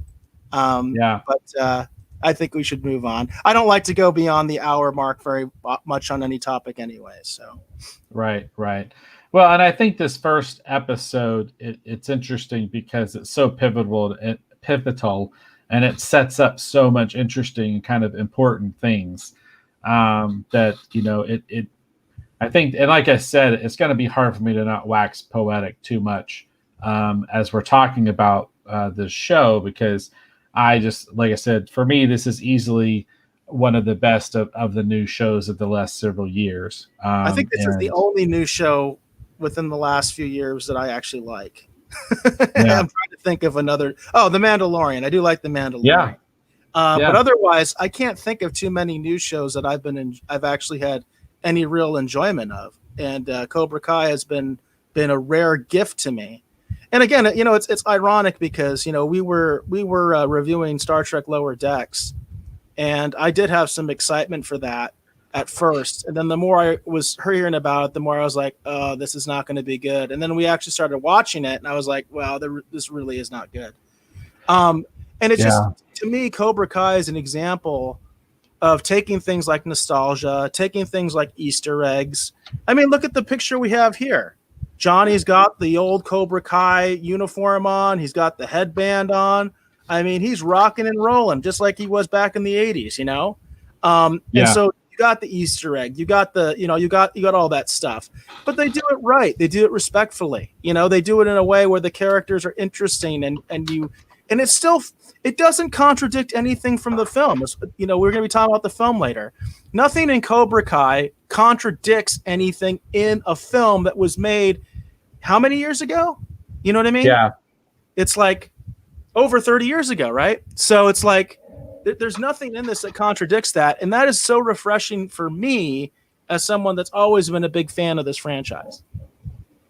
Yeah, and that's the thing that's really cool. They just kind of show it to us from a different angle, and they kind of give us a little bit more information specifically as it relates to Johnny that we didn't originally have. And it's very interesting how they managed to pull all of this off. I'm definitely excited to keep talking about Cobra Kai. Definitely excited to get into season 2 since you haven't seen any of it. I can't wait until we get to that finale, because when we start talking about some of the rumors I've heard about what's going to happen in season 3, I can't wait to hear your reaction to it. I've heard some of the rumors about season 3. Actually, we have discussed some of that off the air as well. Yeah, I've heard some very interesting rumors about season 3. There are whole channels out there dedicated to just doing theories on Cobra Kai, which really shows you how this show has really resonated with a lot of people. Yet, crickets. But anyhow, yeah. Let's go ahead and let's move on. I'm gonna go ahead and change out the banner here real quick. So, I'm very excited to be talking about. You've already got the banner changed out. Well, awesome. Thank you for doing that, because I'm still having this weird image viewer problem with my machine where it doesn't want to pull things up for some weird reason. So let's go ahead and segue over here into pop culture news. And after I set it up, Eric, I'd like to ask if you would mind if I went first, because I think it kind of plays into what we were just talking about. So here in the pop culture news segment, we're going to talk about anything that's happening in the world of pop culture news that we think you, our dear valued viewer, you, our dear valued listener, will find interesting. And so for tonight, one of the things I want to talk about here is because I feel like it directly relates to what we were just talking about in a different way with Cobra Kai. So if you would mind sharing my screen, Eric, I'll get right into it here real quick. Just 1 second. I got to All get right. that banner off. There we go. All right. So this is coming from comicbook.com. This news article, this news article is actually from today. This is written by Matthew Aguilar. And the headline reads, RoboCop prequel series in the work, which sounds kind of interesting. A RoboCop prequel series. Well, I'd like to see more RoboCop. But then you have to ask yourself, what do they mean by a prequel, right? How does that work? So it says, RoboCop fans have been eagerly awaiting news of the in-development RoboCop Return sequel, but it appears that there's something else that will excite fans of the franchise. Thanks to an interview with original RoboCop co-writer Ed Neumeyer, we know that MGM is developing a new prequel television series that will focus on Dick Jones. The character was brought to life in the film by Ronnie Cox, and the series would follow his rise to becoming the villain fans know and love to hate. Neumeyer revealed that he is working with MGM on the project in an interview with Movie Hole, that's an unfortunate name, and described it as the best parts of the movie just without RoboCop. All right, so we're not going to read this article any further because I feel like that says everything that you need to know right there. Let me reread this whole thing, including that unfortunate name. Neumeyer revealed that he is working with MGM on the project in an interview with Movie Hole and described it as the best parts of the movie just without RoboCop. So for me, that's a hard pass. That's such a hard pass unless you get the most interesting person in the world to actually play Dick Jones. I mean, I love RoboCop, but I couldn't watch Gotham. Gotham was basically a Batman show without Batman. This is going to be even worse, everybody. This is literally a RoboCop show without RoboCop. Because if you watch RoboCop, you know that Alex Murphy wasn't stationed anywhere near the events of what happened. And OCP had to fight to wrestle control and get the contract to basically run the police department. So it's not even like the show can just start off with them running the police department and moving people around like chess pieces on a board until somebody gets whacked and turned into RoboCop. This sounds, I mean, they may prove me totally wrong, but on the surface, all I'm thinking of is this. This is the complete opposite of what we were talking with Cobra Kai about how to give people something fun and interesting in a franchise that they love and kind of give them that stuff that they want, but they give them something new or look at it in a slightly different way. What is your reaction to this, Eric? Oh, man. It almost makes me upset. This is exactly the opposite of what I was talking about, why I love Cobra Kai. And I think you mentioned that you felt there was a connection. Maybe you're going to feel the same way I do. This is exactly what Hollywood needs to stop doing. This is stupid. This is ridiculous. You're going to do a RoboCop prequel with no RoboCop. I mean, I don't know what else to say. I'm not appalled because I feel like Star Trek is doing this with New Trek. A lot of it is Star Trek without any Star Trek in it. And because they've just lost the core of what it is. It's like just because you have Dick Jones in it, which, by the way, obviously they're going to have to recast the actor. So you're not even going to have the original actor playing Dick Jones. I mean, come on. What's the point? Why even call it RoboCop? You know, to do the Gotham analogy, you bring up an interesting point there. But at least with Gotham, Commissioner Gordon is a major character. In fact, Commissioner Gordon is one of the few Batman characters that originated in the first appearance of Batman. Commissioner Gordon actually is older than Robin. He's older than Catwoman, Joker, Alfred even. I mean, he was there in the very first story. Okay. So Commissioner Gordon to me is a compelling character, a relevant character. And I wouldn't necessarily be opposed to something that's centered around him. We talked a little bit about the buzz about Matt Reeves doing a Gotham PD show, right? That could possibly work, you know, but that's not what Dick Jones is. I'm sorry. Dick Jones was in one movie. I mean, come on. It's like, give me a break. You know, he's very memorable. He's probably, well, I wouldn't say probably. I'd say he's the best villain in the RoboCop franchise, I would say. But he's right up there with Clarence Boddicker. You could argue one or the other, right? But it's like, no, come on. You guys can do better than this. I mean, if you want to do a RoboCop prequel, why can't you show like the prototype of RoboCop? I mean, there had to have been something that they worked with before, right? You don't go straight to a cyborg like RoboCop. What wasn't there some sort of cyborg before RoboCop? Maybe, I don't know. This just doesn't make any sense to me. And the thing about it is that a slightly different approach to this same idea, the idea that, okay, well, we follow Dick Jones, but maybe we also follow Clarence Boddicker, and we also follow Alex Murphy. You know, we see them all kind of starting out at the same time. You know, Clarence Boddicker, you know, eventually rising to become the crime lord that he is, that when we see him in RoboCop, Dick Jones rising through the ranks and pioneering a lot of the technology that leads to Ed 209 and then eventually RoboCop himself, right? Like him, you know, shepherding those programs and maybe having a hand. And at the same time, we see Alex Murphy starting out as a rookie, kind of working his way up, you know, becoming like a really great cop and seeing kind of the shining light that he could have been just as Alex Murphy before he was brutally murdered, you know? And then we could see all these three different disparate things as they kind of come to a head. And then we see, of course, what happens in the events of the RoboCop film when they all kind of collide. You know, that sounds interesting to me. The idea of just following a corporate suit as he makes his way through a giant corporation to eventually run it, no, thank you. No, I just don't think it works. I think the idea of RoboCop without RoboCop is just stupid. I could see something where if they had Morton involved, and again, you know, if Morton was involved and he was working on his thing, while at the same time Dick Jones is working on Ed 209, there could be some interest there because at least in that respect, you'd be showing the different technology, which I think is a big part of RoboCop.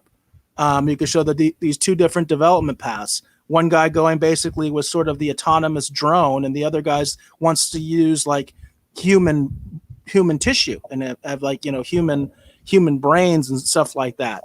That could be a fascinating sci-fi thing that even could make topical for today with the debate with AI. You know, you could do stuff with that, but you know, still keep like, you know, some sort of a real prequel, like the real precursor to RoboCop. Because again, RoboCop couldn't just be the first thing that they ever did. They had to have been experimenting with this at some point before they made RoboCop. You're not going to just make RoboCop on your first try. So I don't know. I just think that the whole premise is silly. I don't know why anybody would want to watch that, but hey, maybe some of you folks do. I mean, apparently there's an audience for Lower Decks, so anything is possible. Yeah, I wanted to lead off with this because I just felt like that this is the sort of tone deaf thing that when you read it, you're like going, why? Like, I mean, because that's the thing. It's like even in his pitch, as he's talking about his excitement for this project he's working on, and who knows how far this is going to get. But even when he's talking about his excitement for the project, you know, he's not talking about all those other interesting elements that actually make RoboCop interesting. He just keeps talking about Dick Jones being this amazing corporate predator and how he rises to power. And it's like, okay, well, you know, well, how does that tie into RoboCop? You know, there's nothing in here that really kind of gives us that inclination. And then what's interesting too is that even the interviewer talks about, oh, so this is an opportunity to do more political satire and all this other stuff. And I feel like it's like, okay, are you just excited to do some kind of a weird political satire thing, or are you interested to do something with RoboCop? There you go. Right? That's exactly what it is. This is, I'll say it, and I understand if you don't agree with me, but this is that typical crap that we hear of the huge criticism of Hollywood, which is the SJW agenda. I'm just going to put it out there. That's exactly what I'm hearing. It's like, let's just use the RoboCop name to advance some political crap that we think. And see, and I mostly think that's unfortunate just from the standpoint of that, like I said, maybe somewhere in here is the kernel of an interesting idea if you follow the development track of the Ed 209.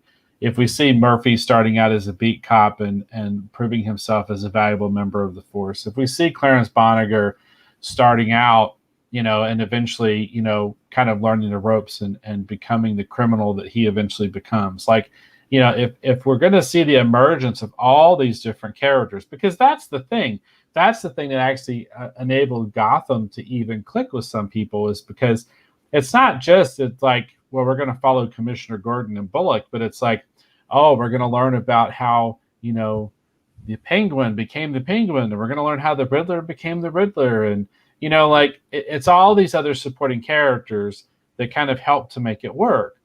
But from this standpoint, I don't understand the point of this. It's like, if I want to watch some sort of hard nosed, corporate kind of thing, there's all kinds of stuff that you can already watch. Whether you want to watch something that's sort of like, investment with backstabbing, or like you want to watch something that's sort of like the dark side of sales, like Glenn Ross, like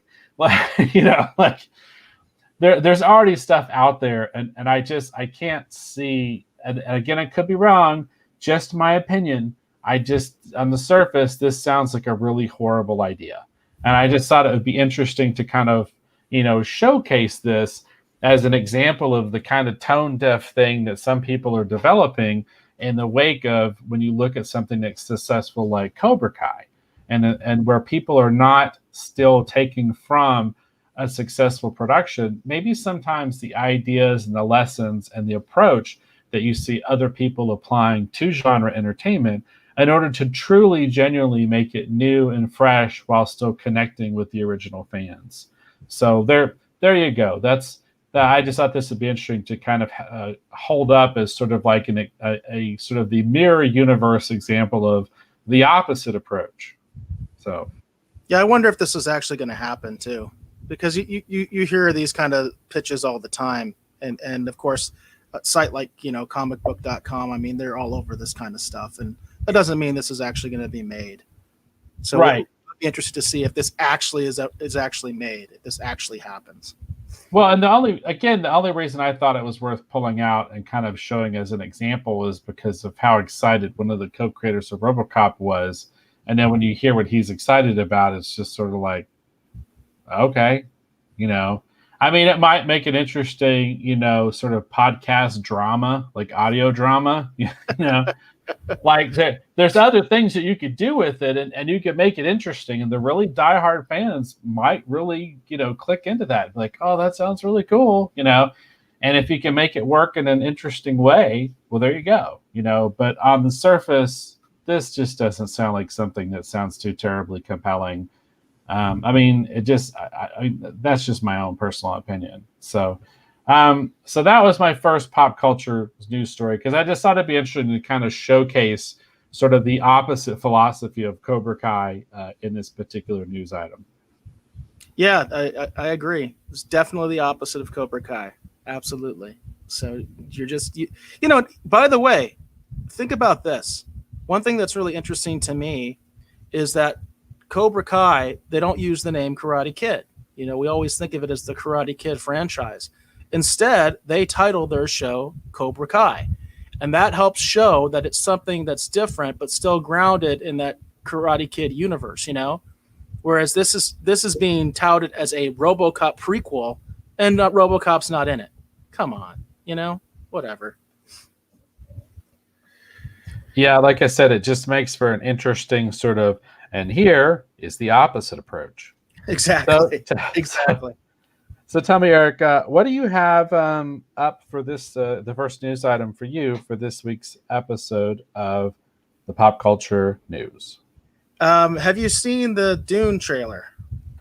Yes, I have. I have it in my notes. It was going to be my second story, actually. Well, I'm beating you to the punch then. I have not seen it. So once okay. again, I'm going to actually do a true reaction and going to watch it with you. I apologize to anybody watching that they're not going to be able to hear the audio if you haven't actually seen this. I will have the audio play myself, but I'm not going to be able to share it because that will flag us, I am sure. So let's give it a watch, and let's see what I think. And you can obviously chime in as well. So I'll start playing it.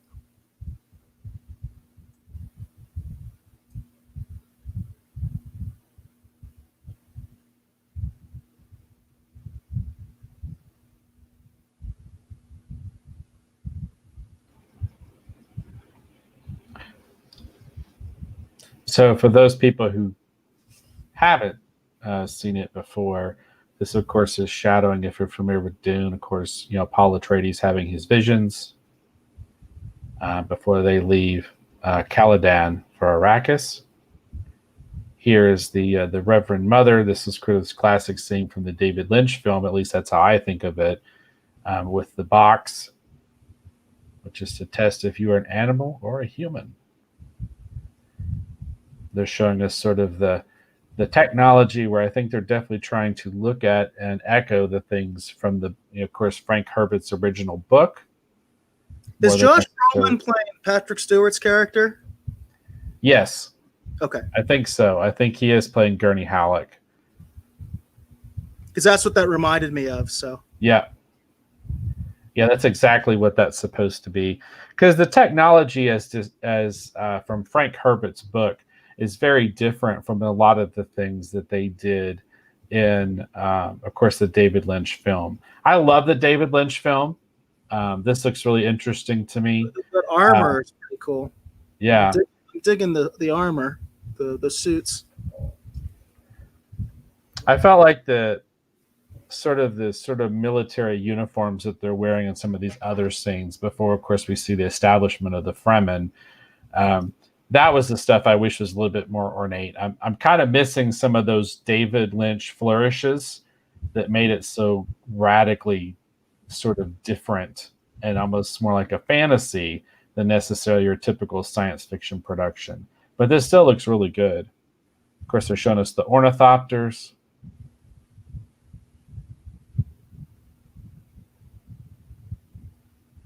A lot of the visuals do remind me of the film.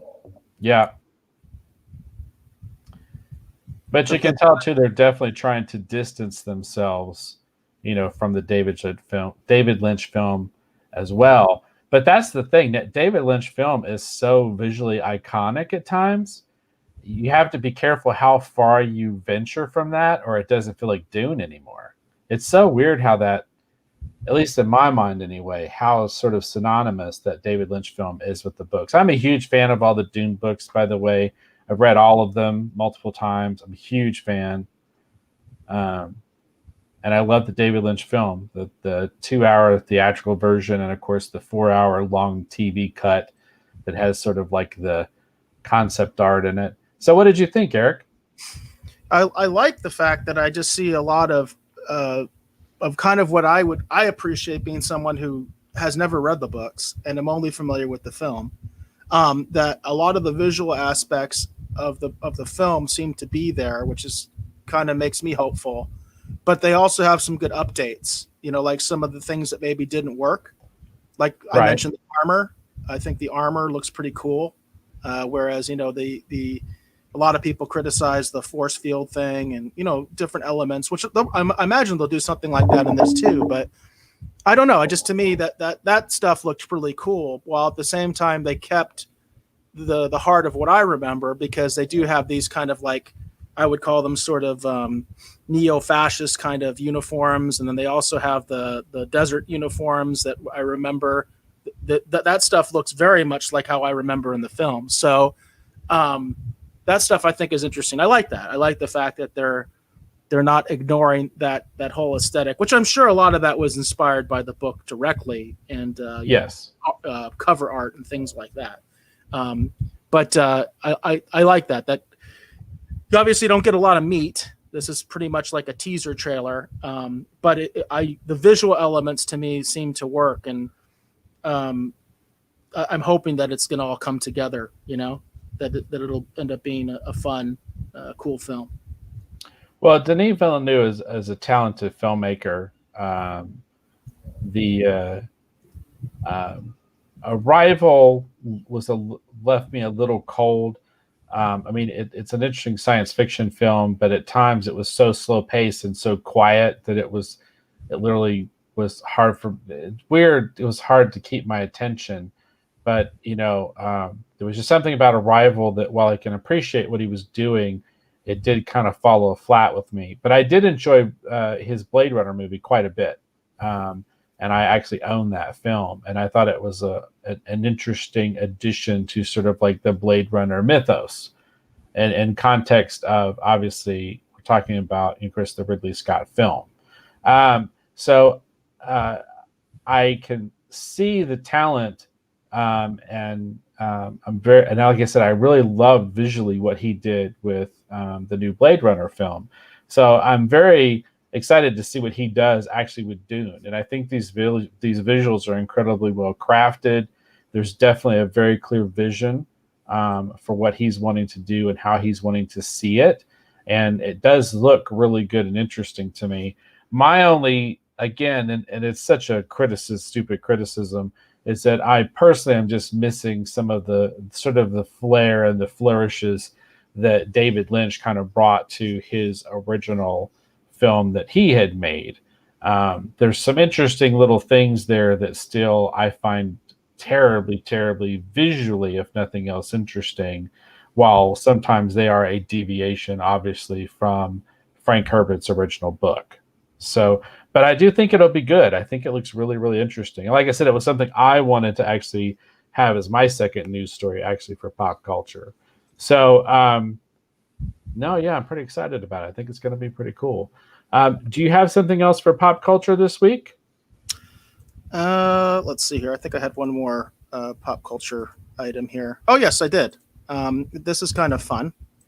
So there was an article that came out in Entertainment Weekly about season 2 of The Mandalorian, and on the actual official Mandalorian Twitter, they went ahead and showed us the thing that probably everybody wants, rather than the actual article itself, which is the pictures from season 2. So there, in this Entertainment Weekly article, they did show several pictures of The Mandalorian season 2, which is supposed to be coming out pretty soon. It's supposed to be coming out in October, which is really crazy to think about, especially right now, because so much of the new content has been delayed. I did read some of that article, by the way, and according to Favreau, they actually made principal photography 4 days before the shutdown. Did you hear about that? So 4 days before the shutdown is when they wrapped. So they just barely got it in on time, which is good news. And the most challenging aspect, he said, has been the music, because the music was not done, and getting orchestras together and things like that, has been a problem. So apparently, if there's going to be any delay, which, by the way, they said there is no delay, you can see the official Mandalorian Twitter feed here says, "New adventures await. Check out the new images from the second season of The Mandalorian as seen in EW. New episodes start streaming October 30th. So it's looking good. But anyway, here's a few pictures from season 2 of The Mandalorian. Had you seen these yet, Dave? Yes, I've seen them, and I thought they looked pretty good. That felt kind of like a promotional shot, but some of these other shots looked really cool. I don't know. I don't think that's a promotional shot. That looks like something from one of the episodes to me. I would think that. Oh, geez, Apollo. I would always forget his real name. It's terrible. Terrible. Carl Weathers? Yes, Carl Weathers. I mean, he definitely doesn't look like he's posing there, at least not to me. He looks like he's looking at somebody, something's going on. Which, by the way, I wasn't sure he was going to be in season 2. Or for that matter, it's Gina Carano, right? That's her name? Yep, Gina Carano. I wasn't sure she was going to be in season 2 as well, because it was kind of implied at the end of season 1 that it was just going to be Mando and Baby Yoda. But this is a pretty good shot here, I think. I like it. I like the new outfit that Carl Weathers has on there. I think he looks very regal. So I'm wondering if he's going to be some kind of, a little bit more legit in the second season, which would be interesting. I think that's a good way to go with his character. It's hard to get something just out of a picture, you know what I mean? But that's just right.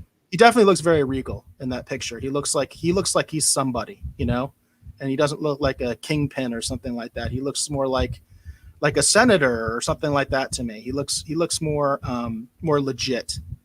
And then we have another picture here of the Mandalorian with Baby Yoda, or as I like to call him, the Yodalorian, because he is a Mandalorian now. So I like to call him the Yodalorian. I can't wait till he gets his own helmet. So that'll be so cute. I don't think they're gonna go there, but I think that would have been good if they had. Anyway, that's a good shot there. I can never get enough of Baby Yoda, quite frankly. A good shot of Gina there, looking good, and another one of Carl Weathers. You can just see him again. You actually saw the outfit better in the other shot, and then they had one more set of photos here. Moff Gideon, not showing us a whole lot. We get to see Mando on another speeder bike, and that does look like a Tatooine kind of planet, which kind of lends to the rumors of the possibility of maybe we get to see Boba Fett, or as you've kind of theorized, Dave, maybe we'll see the Boba Fett impersonator. And by the way, you can see he has his jetpack on. I know that's a big deal for a lot of fans, as he's got his jetpack. And then who we got here? One of the Sand People, which again implies that we're going to be back on Tatooine again. So that makes me very hopeful that I'm going to get what I want, which is I want Boba Fett. That's my only hope, I guess, I can give you from these pictures. We're going to go back to Tatooine, and we're going to find Boba Fett. Yeah, it should be interesting. Of course, every time I see a Bantha, I keep thinking about the fact that when they did the original fan club, they called the newsletter the Bantha Tracks. I like that. That's cool. Yeah. But that's really cool. That's really cool. I just want to say, I hope they don't do what they did with the Jawas and suddenly say that the Jawas are like everywhere, that they travel through space. Because to me, Jawas were always supposed to be a Tatooine thing. That's one thing as a hardcore fan I did not like about The Mandalorian, because they ended up going to Tatooine anyway. So why couldn't they have just gone to Tatooine, in the second episode, seen the Jawas? Why do we now have space Jawas? I hope we don't have space sand people. I got to say that.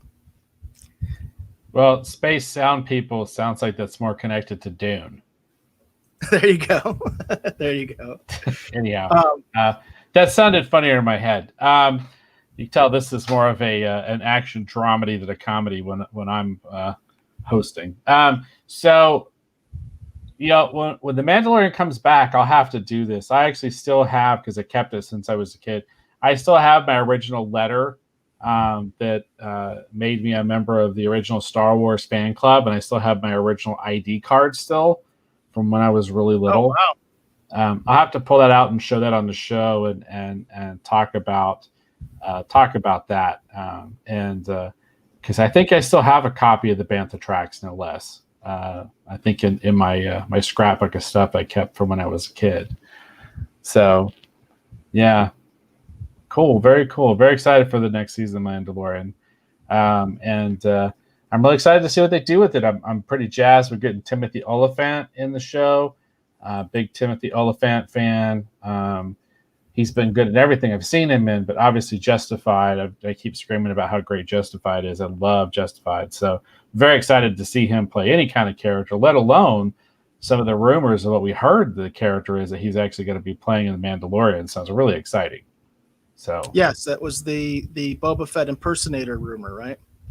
Yeah, exactly. He's sort of like a lawman that's or a mercenary who's basically using Boba Fett's armor, and then I theorized that the original Boba Fett actually survived the Sarlacc pit, and maybe he actually shows up trying to get his armor back.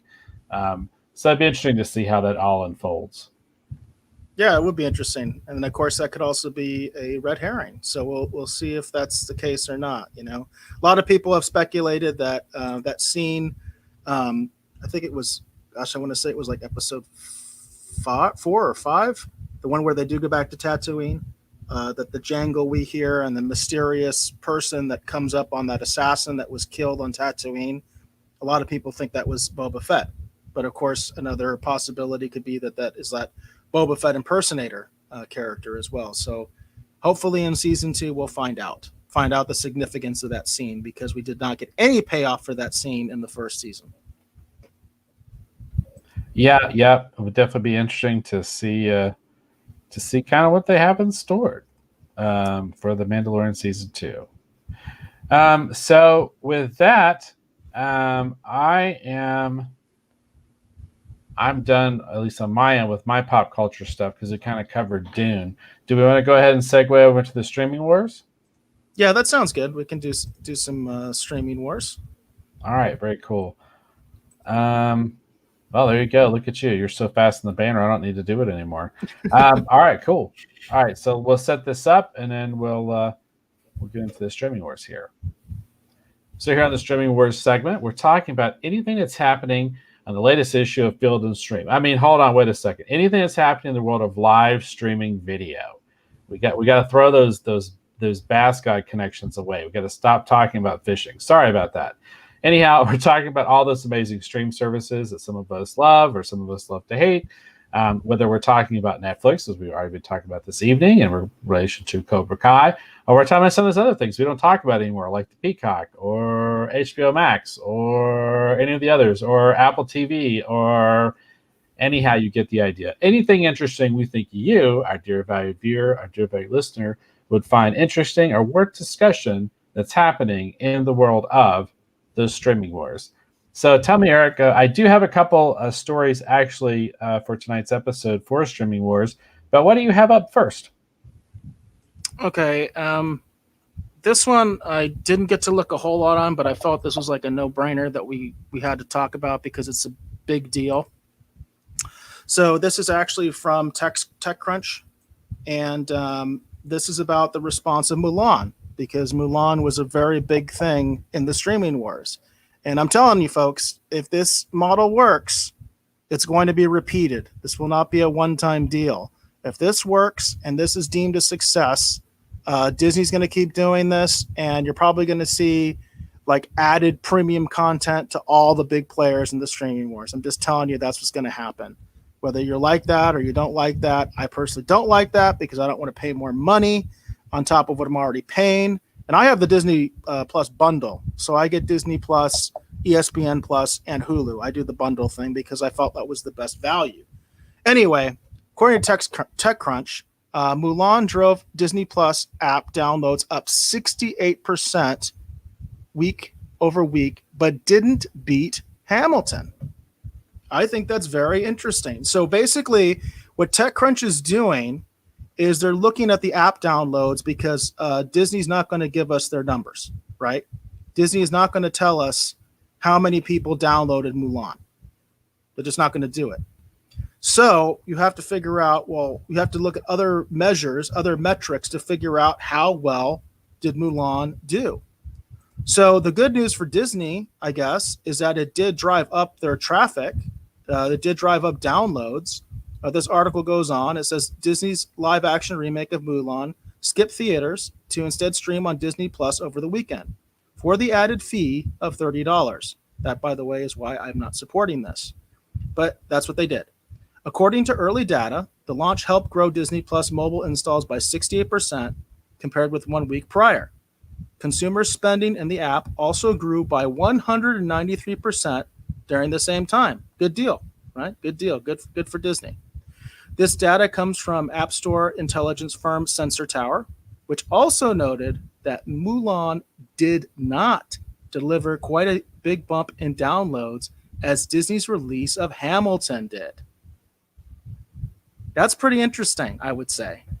So, in other words, the story here is that Mulan did indeed give the Disney app a boost, but it did not give them the same boost as Hamilton, which provides me some actual real data to say I'm not the only one that is concerned about this model. Now, there is some controversy about Mulan that we haven't really talked about, Dave, which is that I know the actress who's playing Mulan, she's got some controversy for some comments she made about the Hong Kong police. So I just want to say I'm not going to discount that as a factor in why Mulan may not be doing as well as they had hoped. But I do think this is interesting that apparently Mulan is not as big a hit as Hamilton. Well, that's, I'm going to be honest with you. I'm not too surprised because I know from talking to several people in advance of Mulan actually coming onto Disney Plus, a lot of people are just simply not happy with the price tag. So I felt that obviously Mulan would not do that well because of the price tag. But it always was a big question mark about, well, how well is it going to do? In relation to the fact that of course we're some places are still in the lockdown, everyone's still supposed to be within reason staying home and trying to social distance and all that other stuff. So I was curious to see how that would affect, or how well Mulan would do when it actually debuted. So it's very interesting because at the end of the day, I'm beginning to wonder over time if the movie to do this with, yet again, and I understand the reasons why they couldn't do it, the movie to do this with was actually New Mutants, and maybe without quite the price tag. Because then I feel like that. I feel like that Mulan is kind of suffering because they decided to just try and go ahead and roll it out in this manner. And yet, on the flip side, there's been a lot of talk that while Tenet is not exactly setting a bunch of records, Tenet seems to be in context, seem to be performing relatively well, having just gone into theaters, and basically it living there essentially. So it'll be interesting to see as we continue to move forward with everything that's going on, because I feel like Mulan is the first of these VODs that, as far as a headline goes, if nothing else, it seems to have kind of underperformed based off of what they were hoping or what they thought or projected that the film would actually do. So it's interesting. Yeah, it gives me some hope. It gives me some hope that consumers and fans are kind of wising up to some of this crap, because I think the whole model is terrible. I think the idea that I am paying for a subscription service and then Disney is going to sell me some other movie that's not part of the service that I'm already subscribed to, epic fail to me. And I'm just hoping this is an indication that a lot of other people feel that way and are not going to support this kind of BS. We are subscribing to these streaming services. We're paying money. These shows are behind a paywall already. Give us the content that we want for the service we're already paying for, and don't do this add-on crap because we're not going to support it. Yeah, it's interesting. Interesting. And the other thing is, apparently it backfired because Hamilton was not provided as quote unquote premium content. It was simply thrown in there. And apparently that got more subscriptions than Mulan did. So, and that just shows you that people are willing to support. Hey, yeah, you want to put your movie out early because you can't put it out in theaters? Okay, put it on Disney Plus. More people will go Disney Plus then to watch your movie. But don't put this added fee on there because we're not going to support it. At least that's what I hope. Right. Yeah, and I think that's how a lot of people, I think, would say that they felt in regards to this. I also think, too, there's a big difference between Hamilton, which has done really well, that some people still haven't been able to see, that some people still enjoy rewatching, and then, another sort of live action adaptation of a Disney animated film that many would consider to be a classic. And that as you often hear sometimes in similar spheres, that idea that, well, no one was asking for this, kind of like in the way they talk about the Han Solo movie. No one was asking for a Han Solo movie. So there is something to be said for that too, because I remember when they announced doing a Mulan, I was like, oh, well, that might be interesting depending upon how they approach it. And then as the production continued to move forward, we did have some people genuinely curious about what was happening with Mulan. But for me, I never at any point was, too overly excited or enthusiastic about it. But then again, I'm obviously not part of the core audience for this film either. Well, the irony is, I think a lot of folks, myself included, thought that maybe Disney was doing this to expand their market share in China, that this was catered towards China. In fact, the reviews I've seen say that this movie is based on the actual, the real Chinese ballad or story more than it is the movie. And so that's actually a big criticism, and it seems to have backfired because as far as I understand it from what I've read, this movie has not been popular in China at all. So it's kind of ironic if that was the intent, if they were trying to look at sort of expanding their market share in China and specifically cater to China. The article that I read made the point that the Chinese folks have tons of their own Chinese movies. That there's a huge film industry in China. Obviously, there's a huge industry in film industry in Hong Kong. They have no lack of seeing Chinese people in the cinema. You know what I mean? We may have a lack of that here in the United States. They don't have that lack in China. They make Chinese movies in China all the time. So it's kind of like a stupid thing. And I think it might have backfired because what Chinese filmmakers want to see from America is Americans in film. You know what I mean? That's what they want to see. That's what this article that I was reading was talking about, is like they totally missed the mark. In other words, Hollywood is not going to make, Chinese movies better than the Chinese. I guess that's kind of the lesson there, So it's like, don't even try. You know what I mean? Do your own thing. They love Marvel movies in China. You know what I mean? So do that kind of stuff, So I think that's another interesting facet of all this. And it's definitely an interesting way to look at it too, because I was going to mention the fact that, when you want to talk about sort of these sort of more, whether it's a historical or whether it is a, sort of, set in, sort of a different time, type of a story, specifically when we're talking about China. Like there are so many great films that have been made, the Once Upon a Time in China series, that really kind of encapsulate a lot of these sort of ideas, while not specifically Mulan's story. So yeah, I could totally see, what the person who wrote the story was talking about in terms of like, well, you're not going to do a better version of that than they could do it. And it's interesting too, because it reminds me of Crouching Tiger, Hidden Dragon, because the thing that made that film interesting is that was such a big hit in the United States too. Like it was a way to take that story and put it together in a way in which American audiences were more accepting of it and interested to, kind of enter into that playground and experience that story, versus, kind of the flip of that, which is what they've done here. Because there's something special about taking that story and Disney doing it in an animated form, which is something that Disney is known for.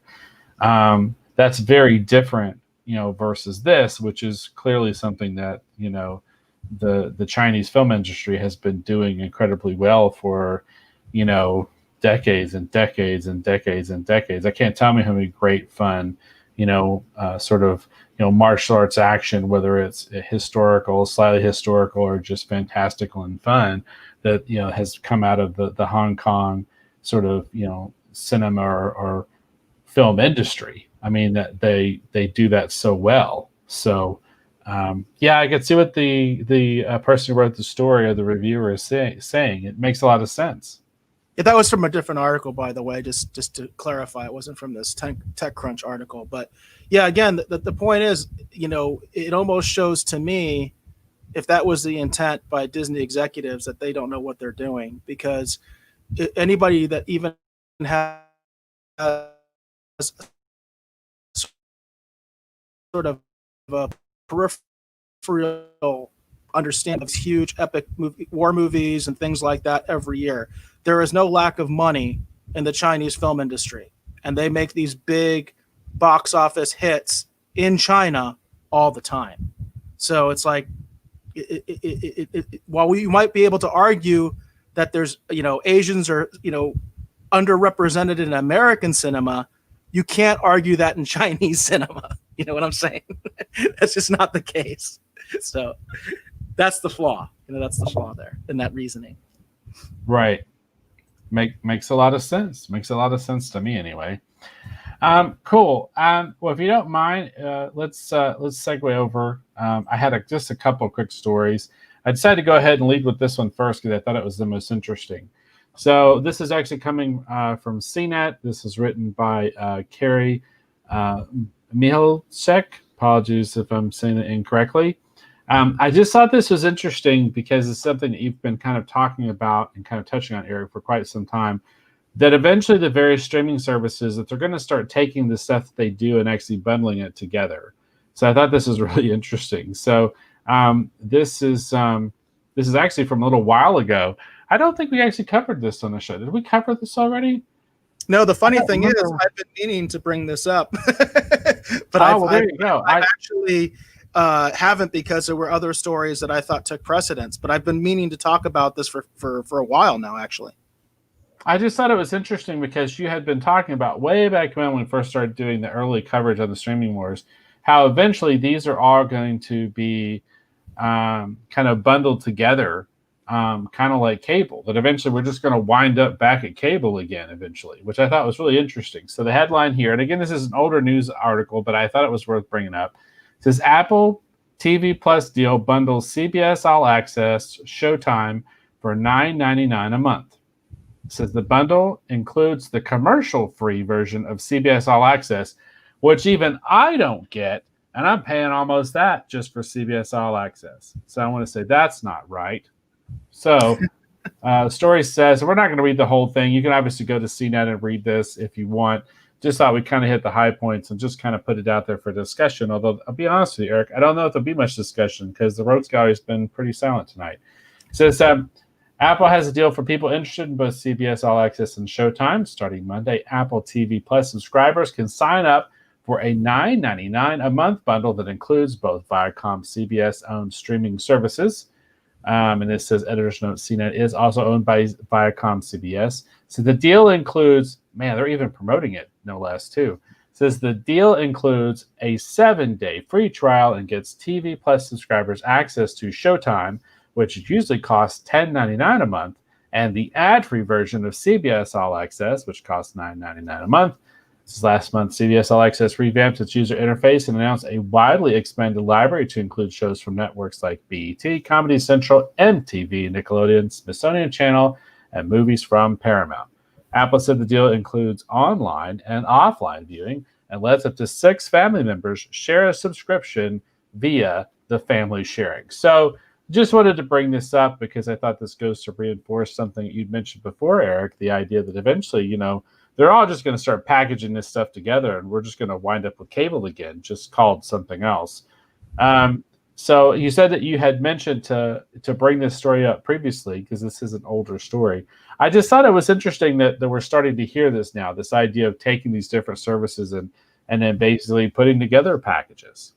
Yeah, that's exactly what would have been my angle on it as well. Again, I noticed this story before, and I just didn't bring it up on the show because I thought there were other things that I thought were more pressing to talk about. But yeah, I agree with you that that's exactly kind of one of the outcomes of the streaming wars I've always thought might happen. Apple's in a unique position. Well, I shouldn't say they're in a unique position. They're in an interesting position because Apple does both the hardware side of it and they have their own streaming service. So it's kind of interesting. The only other company that's like that is Amazon, I think with the Fire Stick. Roku has sort of maintained a neutrality in the streaming wars, even though, as far as I understand it, to this day, Peacock and HBO Now are not available on Roku, which is a glaring deficiency of both of those companies not doing that. That seems like a no-brainer. So I think this is interesting, that the fact that Apple TV is making these deals. They made this deal with CBS All Access. Showtime is obviously part of Viacom CBS, so that basically you can get all these different things, essentially 3 services, Apple TV Plus, CBS All Access, and Showtime for this bundled fee. And I have to think that this is something we're going to see more of.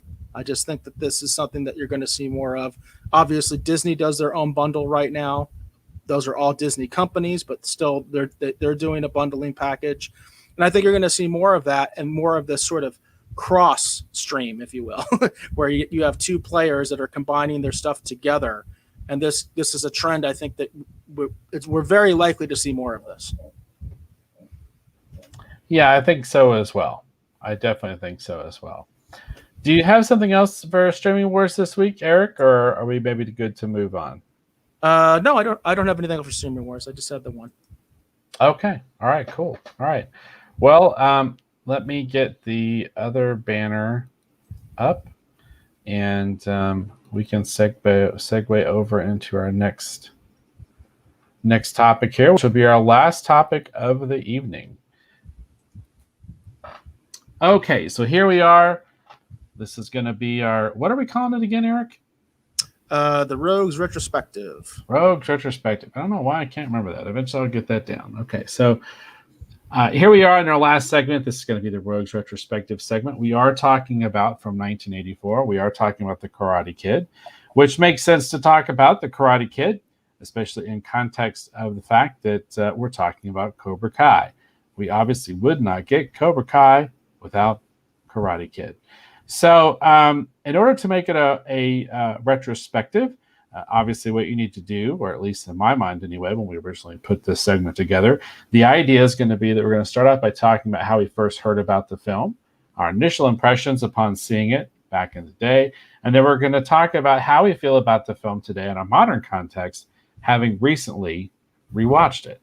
So start off with, we're going to do a little bit of information here with Cobra Kai just real quick. Again, this film came out in 1984. The IMDb synopsis, which is very sparse, incredibly sparse, says a martial arts master agrees to teach karate to a bullied teenager. That's it. Boy, that's wow. I don't know who wrote that, but I'm just amazed. Okay, so this was directed by John G. Avildsen. And this was written by Robert Mark Kamen. And I also want to call out, too, on the music side, Bill Conti, because his score is absolutely incredible for this film. I love his score for Karate Kid. Now, John G. Avildsen is quite a celebrated director. He's done a lot of things that people have heard of. Besides just Karate Kid, this gentleman has quite the resume. So we're gonna highlight just a few here, just real quick, because I thought it warranted bringing up. Of course, I think the big film besides Karate Kid most people would think of him for is obviously going to be Rocky. He did direct the original Rocky film. Of course, he did the follow-up Karate Kid 2. Of course, he did also, unfortunately, Karate Kid 3, and he also did, unfortunately, Rocky 5, depending upon how you feel about Rocky 5. And he even did a Van Damme film. He did Inferno, which I've never seen. All right. So there you go. I specifically wanted to talk about the fact that he actually directed Rocky. I just didn't realize that he also did Karate Kid 3 and Rocky 5. Wow, 89 and 90, back to back. Okay. Oh, and he did Lean on Me with Morgan Freeman. That's a good film. Okay, well, anyhow, I specifically wanted to highlight the fact that he did Rocky. So I want to talk about how we first heard about the film. I don't have a very long, interesting story with this because the first time I saw Karate Kid, it was actually on VHS. I've talked before about how there were two families that used to get together and do like a movie night thing. And, we'd get pizza, or they would make pizza rolls or something or whatever. Two families would get together and we would just watch movies that had been rented. Typically, the families whose house we were doing this at, they owned the VHS player. And then my family would actually rent basically the movies that we would end up watching, or at least renting some of the movies. So that was how I saw Karate Kid, was actually on VHS. I remember being very, very young. And I hadn't really heard about it before. I remember we just watched it one night, and it made an indelible impression on me, and that continues to linger on till this day. So that is going to be how I first heard about the film, and my initial impression is that I remember as a kid thoroughly loving it.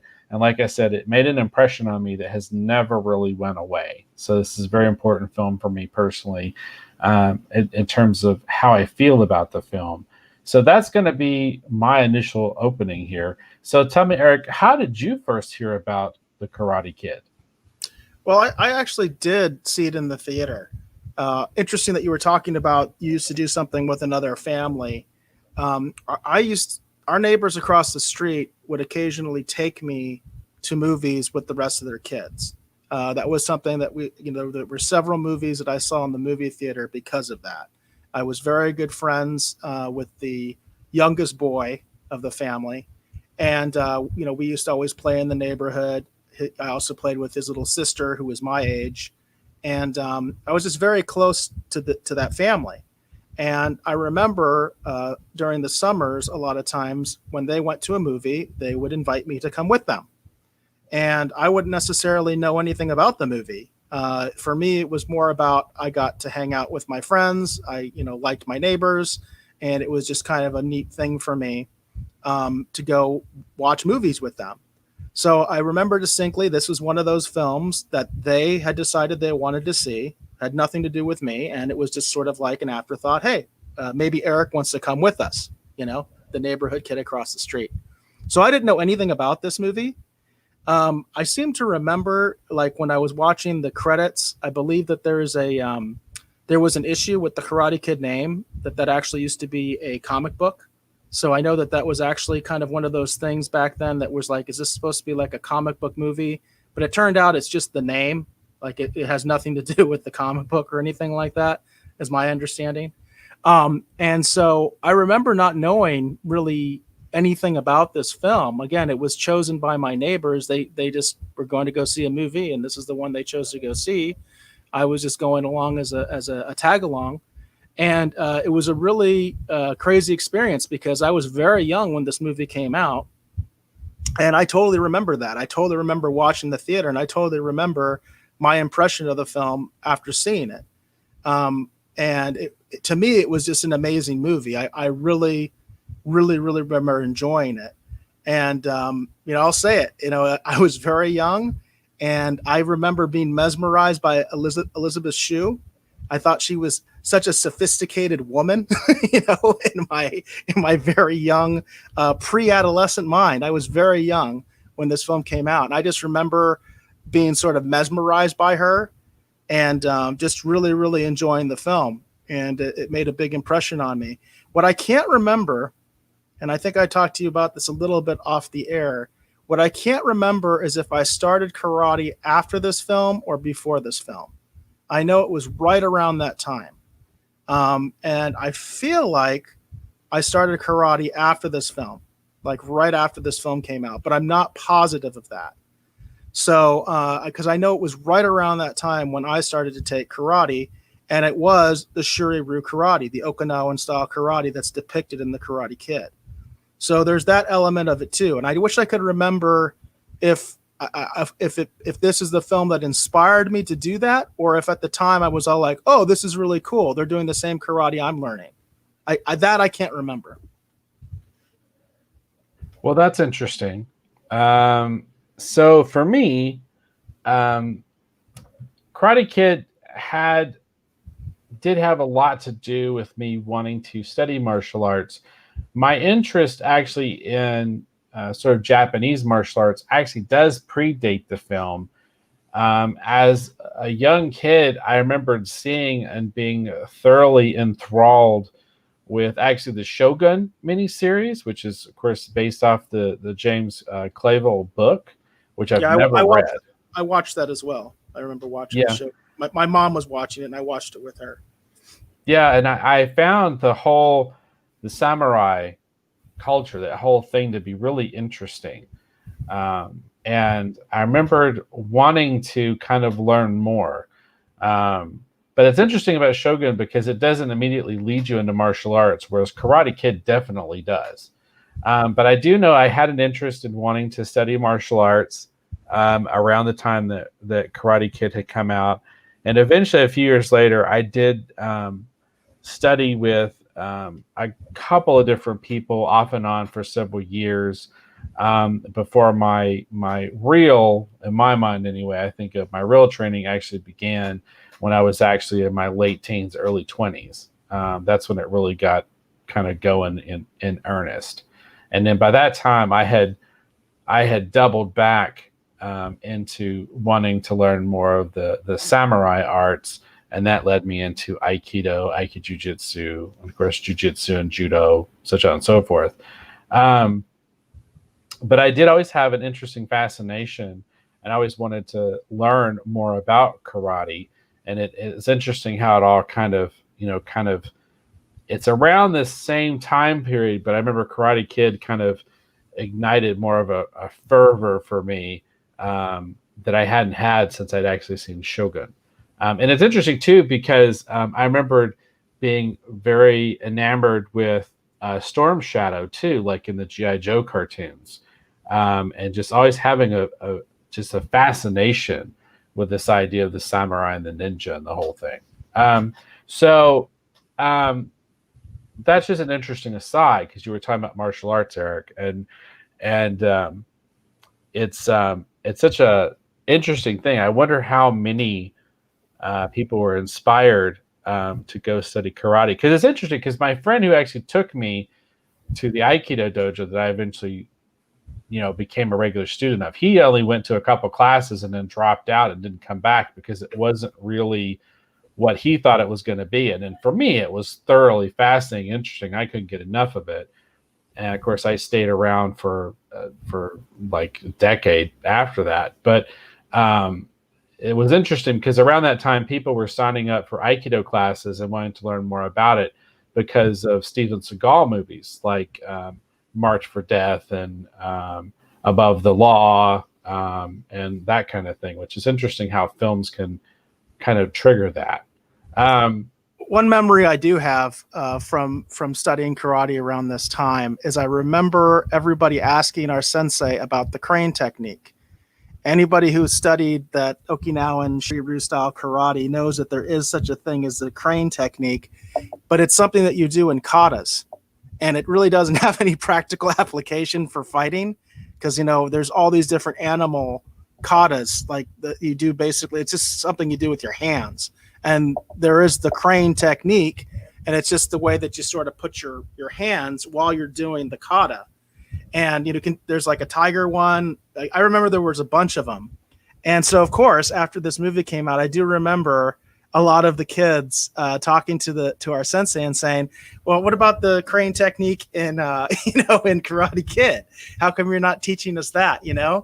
And he was all like, "Yeah, that's just not quite right, guys." So I do remember that. I do remember distinctly that, and a lot of people talking about that they wanted to learn the crane technique. And it was different in real life than in the movie. And it's interesting too because, like a weird aside, I remember as a kid, Pat Morita's look as Mr. Miyagi is so sort of specific.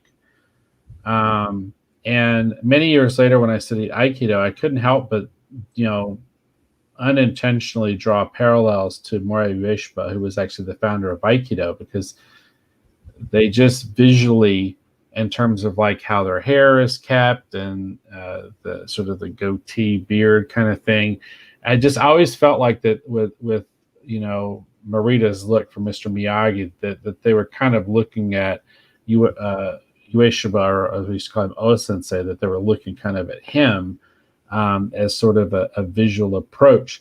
And it's interesting too because again, several years later, you look at Batman the Animated Series, and in Batman the Animated Series, they have several episodes that involve this ninja character. But the very first one, where we learn a little bit about who Bruce Wayne had trained with, such on and so forth, and his connection to this ninja that he's having a problem with in that particular episode, the instructor, I could never figure out in my head, it's like, because that instructor has that same distinctive look. And I can, in my back of my head, I always wonder, it's like, were they looking at O-sensei and approaching it as that, or were they looking at Pat Morita as Mr. Miyagi? Like it's that sort of chicken or the egg kind of idea. It's like, are they drawing this inspiration, from Karate Kid? Are they drawing the inspiration from, martial arts history? I always found that kind of thing interesting.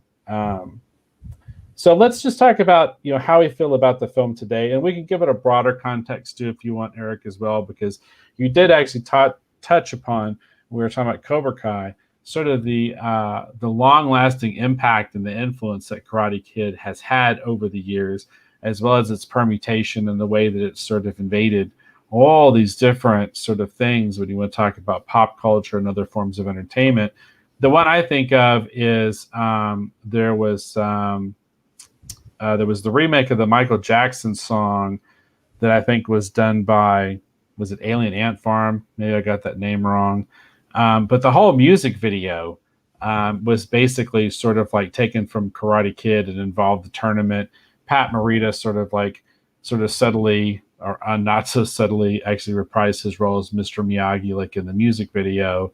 And it's interesting how, Karate Kid is so much in pop culture. And it's interesting too, because there's a weird side effect too between this and another Avildsen film, in that a lot of people, and I've noticed this over the years, when they talk about, whenever you see any current reviews or retrospective reviews where they talk about Rocky, it's interesting how everyone sort of associates with Rocky things that actually come from Karate Kid. Because, and it's weird, I don't know why they do that. Have you ever noticed that before, Eric? How, like, I don't know how many reviews or re-reviews or anything that you've listened to for Rocky, but it's interesting how a lot of people draw connections with how Rocky was put together in Karate Kid when those films couldn't be more different. They seem to think that the wax on, wax off, and a lot of these ideas actually originate in Rocky for some weird reason, and then they gravitate over towards Karate Kid. And I think it's just because there's that scene where, actually in Rocky 2, not even Rocky 1, where Mickey makes Rocky chase the chicken. Right. It's this weird thing. Have you ever noticed that too? Or have you ever listened to that or seen that? Or is that just me seeing something that maybe isn't here? Well, the connection between Karate Kid and Rocky is very obvious. I mean, you talked about it earlier. I mean, it was written by one of the writers of Rocky, and it was directed by the director of Rocky. I mean, there's a direct connection between the two films. So I can't remember as a kid being aware of that, but as an adult, I've always been aware of that. So I compare those two films to each other all the time myself. It's, to me, they're very obviously very similar movies.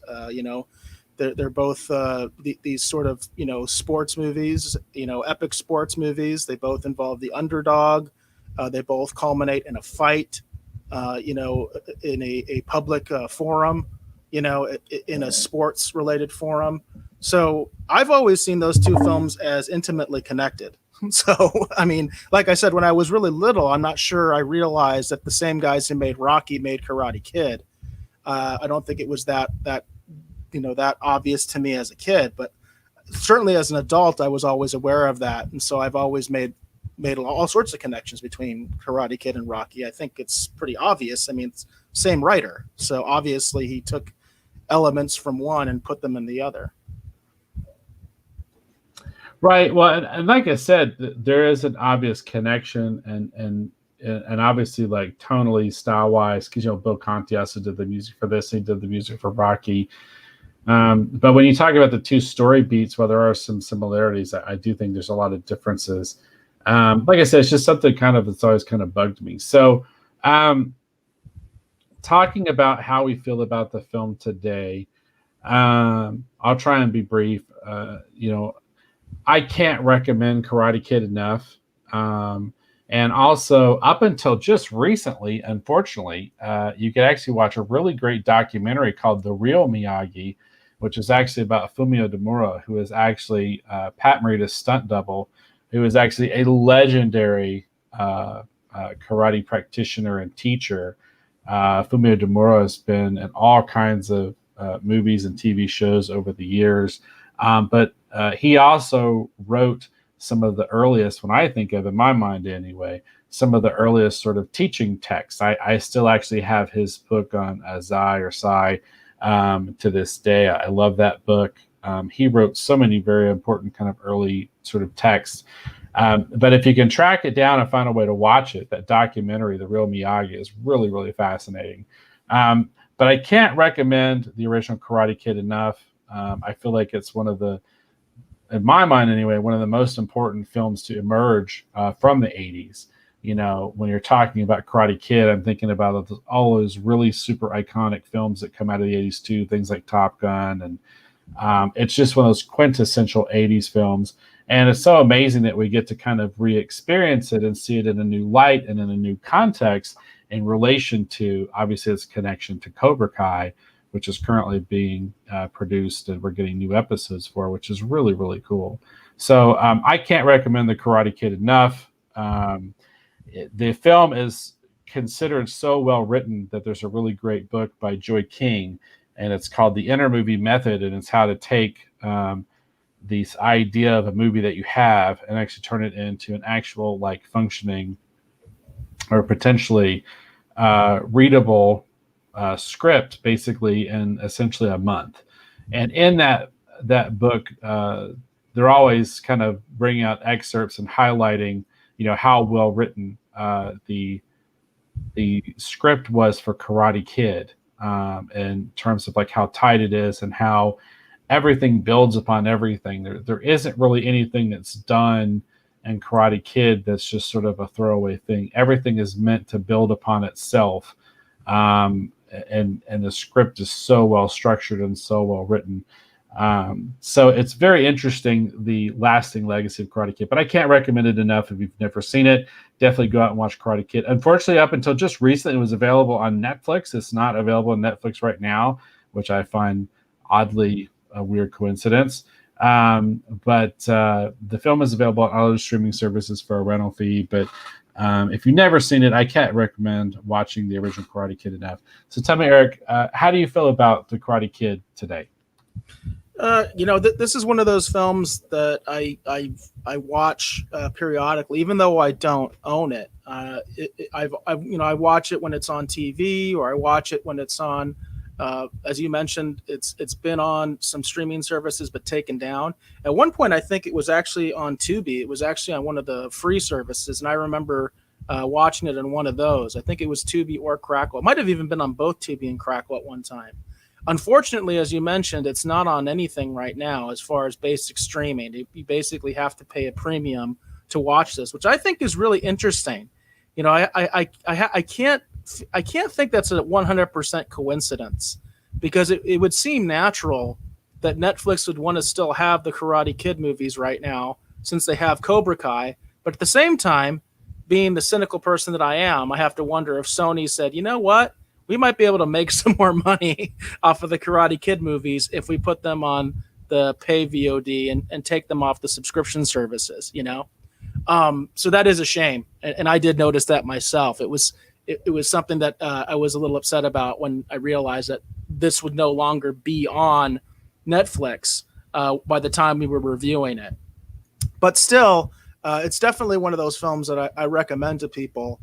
It's really interesting because Karate Kid is one of those films that very much encapsulates the 80s. In fact, that's a big thing about Johnny, is that Johnny has never really, as far as stylistically and as far as the way he looks at the world, he's never really changed from that 80s high school guy. He never really made any other kind of advancement. He's just kind of stuck in the 80s, which I think was a neat idea in Cobra Kai. And Karate Kid is very much an 80s music. Very much an 80s movie because of the music. The music is very much some of the best music in the 80s, and it's very 80s in that sense. But even though it's very 80s, I think it's also very universal. In other words, yes, the fashions and things like that, a lot of that stuff is steeped in the 80s, the music especially, but it still has a timeless quality to it, because that story of the underdog, that story of being bullied, all those kind of things are things people can resonate with today. Bullying is still a big issue. The way people view it today is different than maybe how they viewed it back then. But Cobra Kai plays with that as well, playing with sort of the modern interpretation of bullying. And how to deal with bullying, which is, it is what it is. the fact of the matter is, you don't hear a lot of people these days saying, hey, you're being bullied. Well, you need to work out and you need to learn how to defend yourself. Right. We don't hear that a lot anymore. But back then, that was something that you would hear, is like, hey, you're getting bullied. You need to man up a little bit, because that's the only way you're going to get these people to stop. So it's an interesting message that's universal, but at the same time, it's dated, but somehow I think it still works. I think people are still loving this movie today, and I think Cobra Kai is evidence of that. Yeah, definitely concur. So yeah, well, I think with that, Eric, I think we're probably pretty good for this episode of the Retro Rogues. How do you feel? Yeah, I just, like I said, I think this is a great movie. The soundtrack is awesome. So I can't recommend it enough. And obviously, if you're enjoying Cobra Kai and if you haven't seen The Karate Kid, I think you're in for a treat. I think you'll enjoy it to get the backstory of what happened between Johnny and Daniel. Most definitely. Yes, and the score by Bill Conti is really, really great.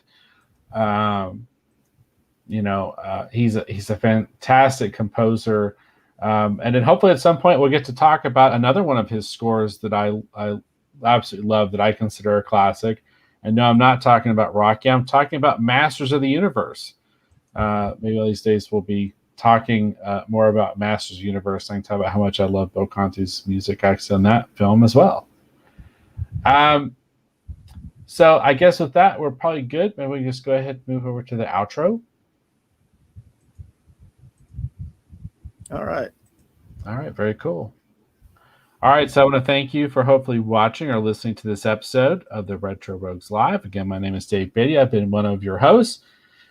If you want to see some of the great t-shirts we've got, you can also obviously see some of my artwork, because it's on a lot of those t-shirts, but you can see a lot of those fun things. Hopefully you can find a cool Retro Rogue shirt that you like. You purchase it, help support what we're doing here at the Retro Rogues Live. We would greatly appreciate it. You can find that and so much more over at kirbytees.com. That's KIRBYTS.com.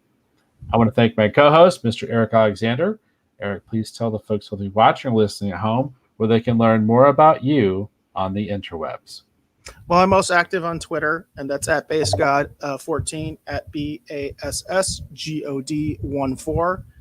My private messages are open, so if you have any comments or anything like that, because you've been pretty silent this time, so we'll definitely want to figure out why, because this hasn't happened in a long time.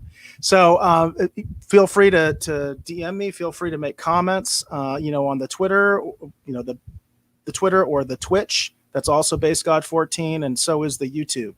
So feel free to reach out in that way, especially if you decided not to say anything tonight. And unfortunately, I don't have anything from the Rogues Gallery, but we do appreciate folks when you tune in. And like I said, give us suggestions. If you would rather have us review something else, we're always open to it. And that, I guess, will have to be the last word.